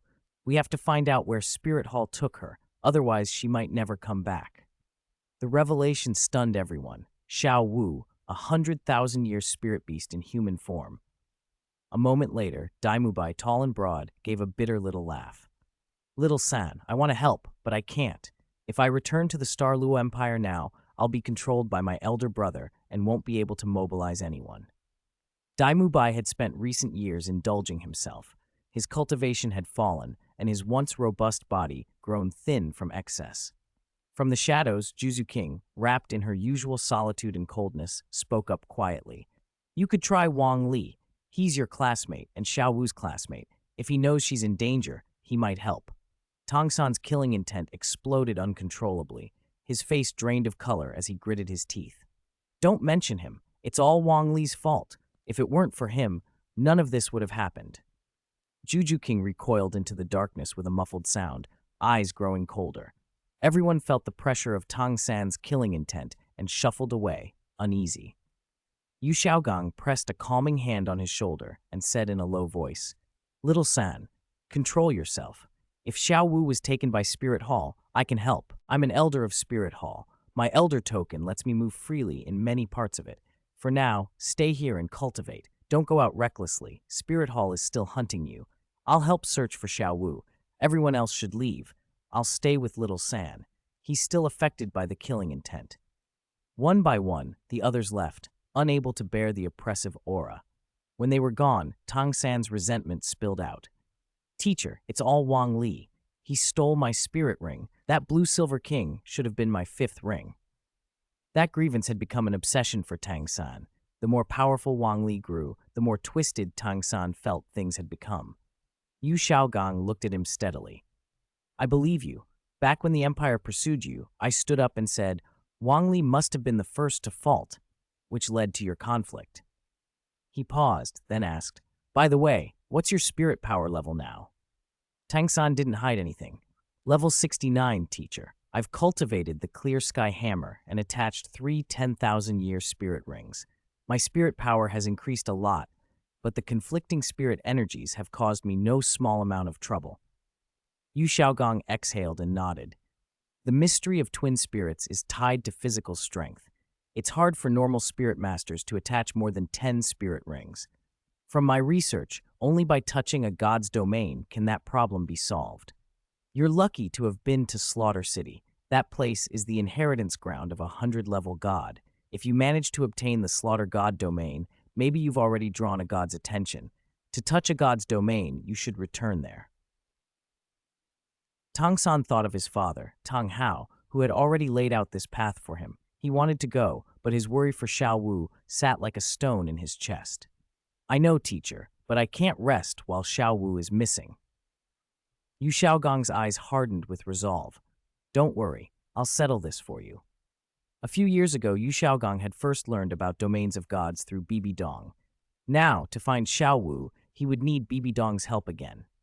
The only question left was what pretext to use, researching a 100,000-year spirit beast or researching a 100,000-year spirit beast in human form. 179. Shocking Changes, Soul Hunting, 2 chapters in 1. Yu Xiaogang set out again, heading for Spirit City, the seat of the Spirit Hall. He had no idea that, at the very same moment, over 8,000 masked spirit masters in black were launching a surprise attack on the Blue Lightning Tyrant Dragon Clan in Thunderclap Valley. The assault caught the clan flat-footed and was ruthlessly intent on slaughter. From the start, the Blue Lightning Tyrant Dragon Clan's direct and affiliated disciples were cut down in large numbers. Their only titled Douluo, Thunder Douluo Yuanzhen, found himself besieged by 4 titled Douluo. Though his dragon-forged body was astonishingly powerful, he was clearly outmatched. High above Thunderclap Valley, Yuanzhen fought desperately, trading devastating blows with the 4 titled Douluo and roaring, Spirit Hall, you slaughtered my clansmen, you'll destroy my sect. I will never rest until I've destroyed you all. The 4 titled Douluo said nothing. Yuanzhen recognized them. Who else but the Spirit Hall could assemble 4 titled Douluo and over 8,000 spirit masters at once? Because of that power, they could not allow Yuanzhen to survive. Each of them unleashed their ultimate spirit techniques, aiming to annihilate him. Rage and killing intent fueled Yuanzhen as he pushed his strength to the limit. In a flash of bitter clarity, he realized that if he survived this desperate fight, he might break through to rank 96. But could he possibly survive? 3 hours later, the Spirit Hall forces withdrew. Thunderclap Valley lay strewn with corpses and in flames. Yuanzhen had fought to the death. Aside from a few disciples who had been out training, everyone from Yuanzhen downward was dead. There were no survivors. The Blue Lightning Tyrant Dragon Clan had been annihilated. The Seven Treasure Glazed Tile School did not fare much better. At the Seven Treasure Glazed Tile School's main gate, a brutal battle had erupted.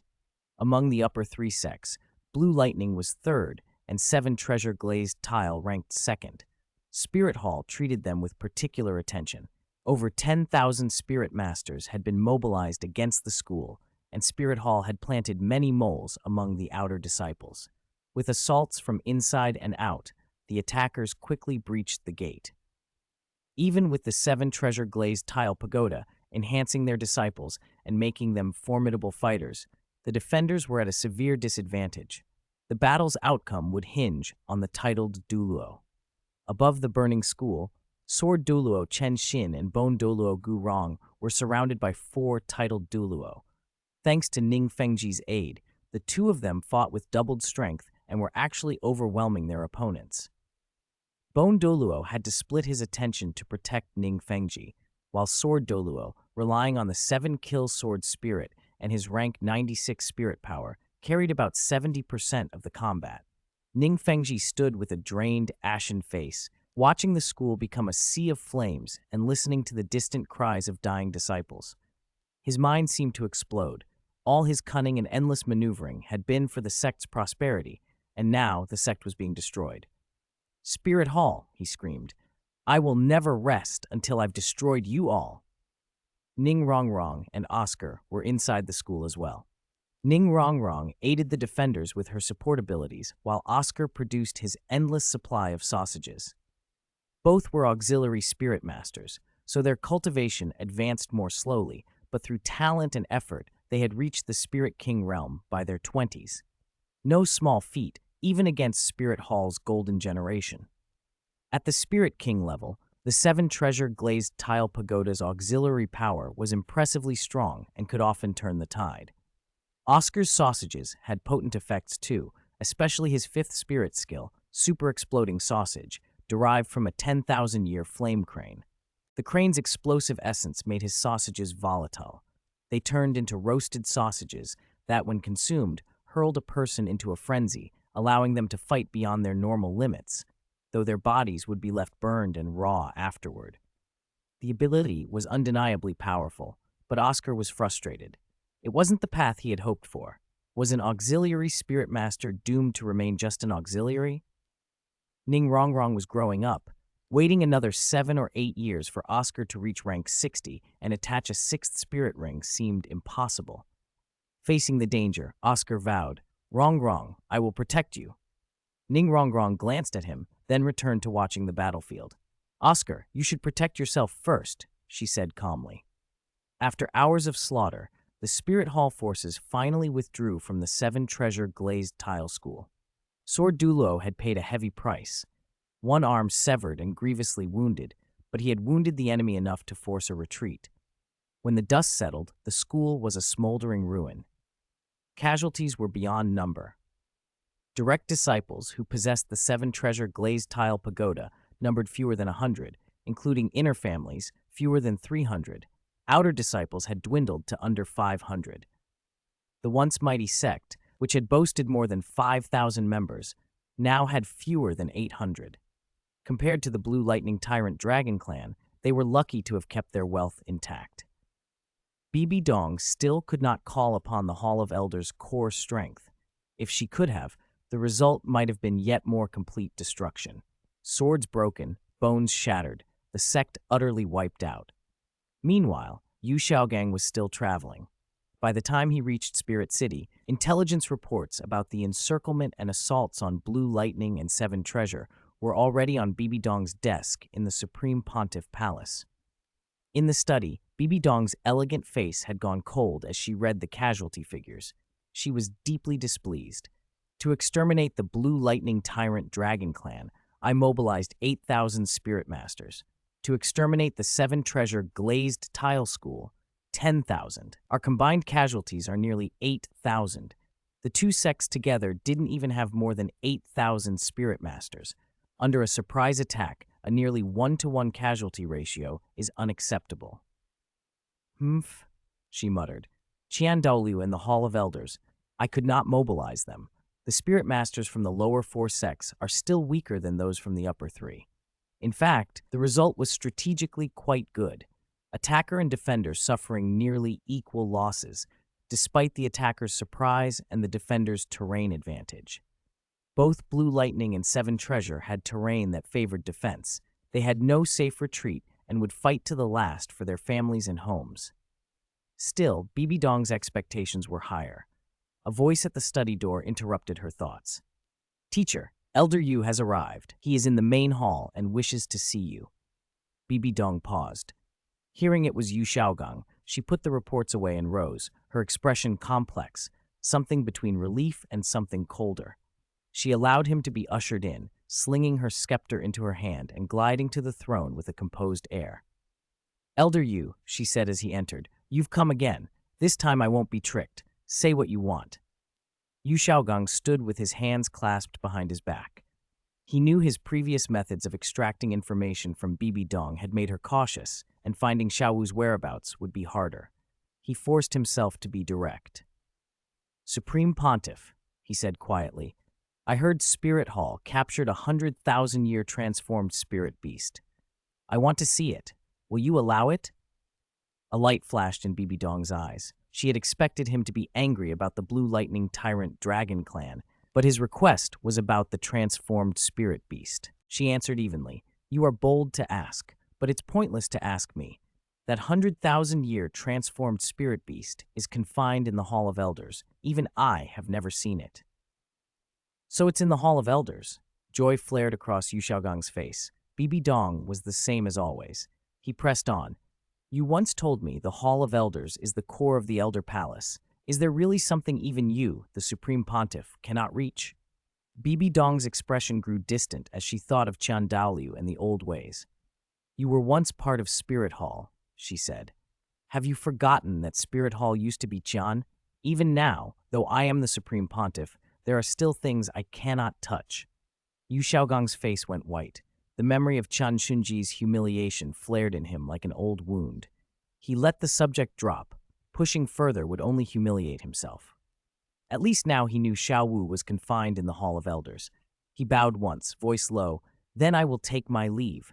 Farewell, Supreme Pontiff." He turned to go, and Bibi Dong offered a small, almost casual smile. "Elder Yu should return quickly.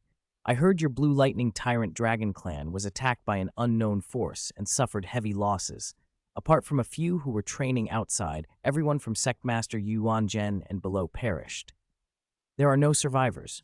Yu Xiaogang stopped in his tracks as if struck. His eyes reddened. "What did you say? My clan was annihilated." Bibi Dong nodded, cool and composed. "Yes, they were basically wiped out." Yu Xiaogang felt the world tilt. He lurched back as if betrayed. Pointing at her, he shouted, "You did this. Only you could have done this." Bibi Dong's brows lifted slightly as if mildly amused. She tilted her head. "I already said it was an attack by an unknown force. And wasn't the Blue Lightning Tyrant Dragon Clan the root of much of your grievance? You once told me how unfairly you'd been treated in your sect. You did not let it break you. You vowed to make a name for yourself in the wider world. That's why I gave you many of Spirit Hall's confidential documents to read." Yu Xiaogang shook his head. He had no heart for explanations. Staring at her, he hissed, "Bibi Dong, if I find evidence you were involved, I won't let you go." He stumbled out. Bibi Dong barely hid a smile. She spoke aloud as if addressing no one but the future itself. "I will destroy the upper three sects, the two empires, everything. Ultimately, I will destroy this decadent shell called Spirit Hall and leave nothing behind. I will cleanse this world of impurity. With your intelligence and experience, Elder Yu, you can help guide the world to true prosperity." Yu Xiaogang hardly remembered the journey back to the Heaven Do Empire. He raced to Thunderclap Valley and found only scorched earth, ruins, and corpses. Aside from Liu Erlong, he did not see a single living soul. Liu Erlong, Yu Luomian's illegitimate daughter, had never received a father's love, but she had cared for the Blue Lightning Tyrant Dragon Clan enough to found Blue Tyrant Academy. She had come first when news spread. She sat stunned among the corpses for a long time, then moved mechanically from grave to grave, burying bodies one by one. Yu Xiaogang was the same. Like a walking corpse, he joined her in burying their clan. The annihilation of the Blue Lightning Tyrant Dragon Clan and the devastation of the Seven Treasure Glazed Tile School shocked the Spirit Master world. Panic and insecurity spread like wildfire. Spirit Hall immediately stepped forward, promising to investigate and to give the two sects and the public an explanation. Many intelligent people, however, guessed the truth. What unknown force could assemble such a massive, coordinated Spirit Master force in one sweep other than Spirit Hall itself? Yet no one dared to speak openly. In the world of Spirit Masters, accusing the Hall was the same as accusing the state. And who would risk that? The Heaven Dew Empire, Imperial Palace. Emperor Shuiye paced the hall, finally stopping with a furious glare. What kind of spirit hall is this, to act so brazenly within my empire, besieging the Blue Lightning Tyrant Dragon Clan and the Seven Treasure Glazed Tile School, and now even crying, "Stop, thief!" he spat. The Blue Lightning Tyrant Dragon Clan was wiped out completely. The Seven Treasure Glazed Tile School would have been slaughtered too if not for the intervention of two powerful titled Douluo, Sword Douluo and Bone Douluo, and Schoolmaster Ning's amplifications. How arrogant, how presumptuous. They treat the Heaven Dew Empire with no respect. Send troops, and exterminate that terrifying organization from the continent. Ning Fengji, bloodshot-eyed and weary-faced, stepped forward, bowed and replied, "Your Majesty, if the Empire sends forces, the Seven Treasure Glazed Tile School will contribute everything we can. But I must advise caution. Spirit Hall, although a Spirit Master organization, is not comparable to the Blue Lightning Tyrant Dragon Clan or our school. Their scale is terrifying. The number of Spirit Masters they can mobilize to besiege two of our upper three sects at once is unimaginable. While the Empire has 1,000,000 soldiers, Spirit Hall's Spirit Master force likely numbers in the tens of thousands. If we rush in, victory is not guaranteed. We must be careful. Perhaps there are weaknesses we can still find." Emperor Shuiye frowned. Even Ning Fengji, who hated Spirit Hall as deeply as anyone, counseled restraint. Could Spirit Hall really be that formidable? Could a 1,000,000-strong army be powerless against them? He asked, low and heavy, "Assemble my 1,000,000 soldiers, join them with the Clear Sky Sect and the Seven Treasure Glazed Tile School, and call on the various powerhouses. Can we not raise Spirit Hall to the ground?" Ning Fengji glanced toward the Haotian sect second elder, who understood the look instantly and sighed. "Your Majesty, to be honest, the reason the Clear Sky sect sealed its mountain gates in the past was Spirit Hall's coercion. We have many strong fighters, but Spirit Hall arguably has even more. Among them are over 10 titled Douluo. Even if we can neutralize most of those titled Douluo, each remaining titled Douluo can be as effective as 10,000 soldiers. They have the mobility and flexibility of elite units, able to strike anywhere and impossible to guard against. Their large Spirit Master army can fight 10 to 1, equivalent to hundreds of thousands of regular troops. I urge caution." The Haotian sect second elder's voice carried real fear. Spirit Hall's methods this time had been merciless and decisive. In a single campaign, they had crushed two of the upper three sects, leaving only the Clear Sky sect. He feared that the Clear Sky sect would be next. Seeing neither the Clear Sky sect nor the Seven Treasure Glazed Tile School backing his call for immediate military action, Emperor Shuiye felt his hopes sink. "Am I to tolerate their crimes and allow them to run amok across the continent?" he demanded. Ning Fengji, hatred for Spirit Hall still burning, pressed his argument. "Your Majesty, of course we cannot let Spirit Hall continue unchecked. They can easily gather tens of thousands of Spirit Masters within our borders. No doubt they have bribed many nobles and city lords. First, we must root them out.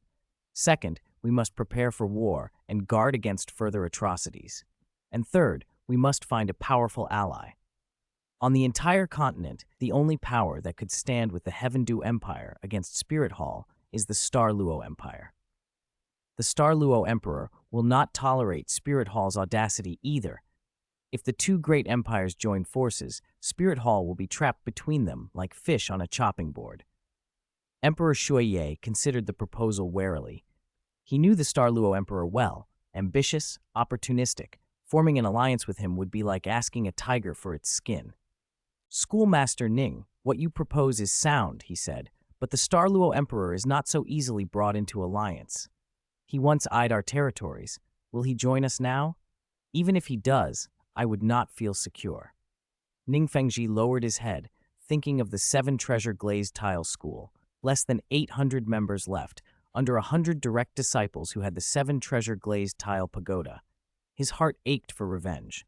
Your Majesty, he said solemnly, there are no eternal enemies, only eternal interests. The Star Luo Emperor has seen Spirit Hall's strength. He likely cannot tolerate it either.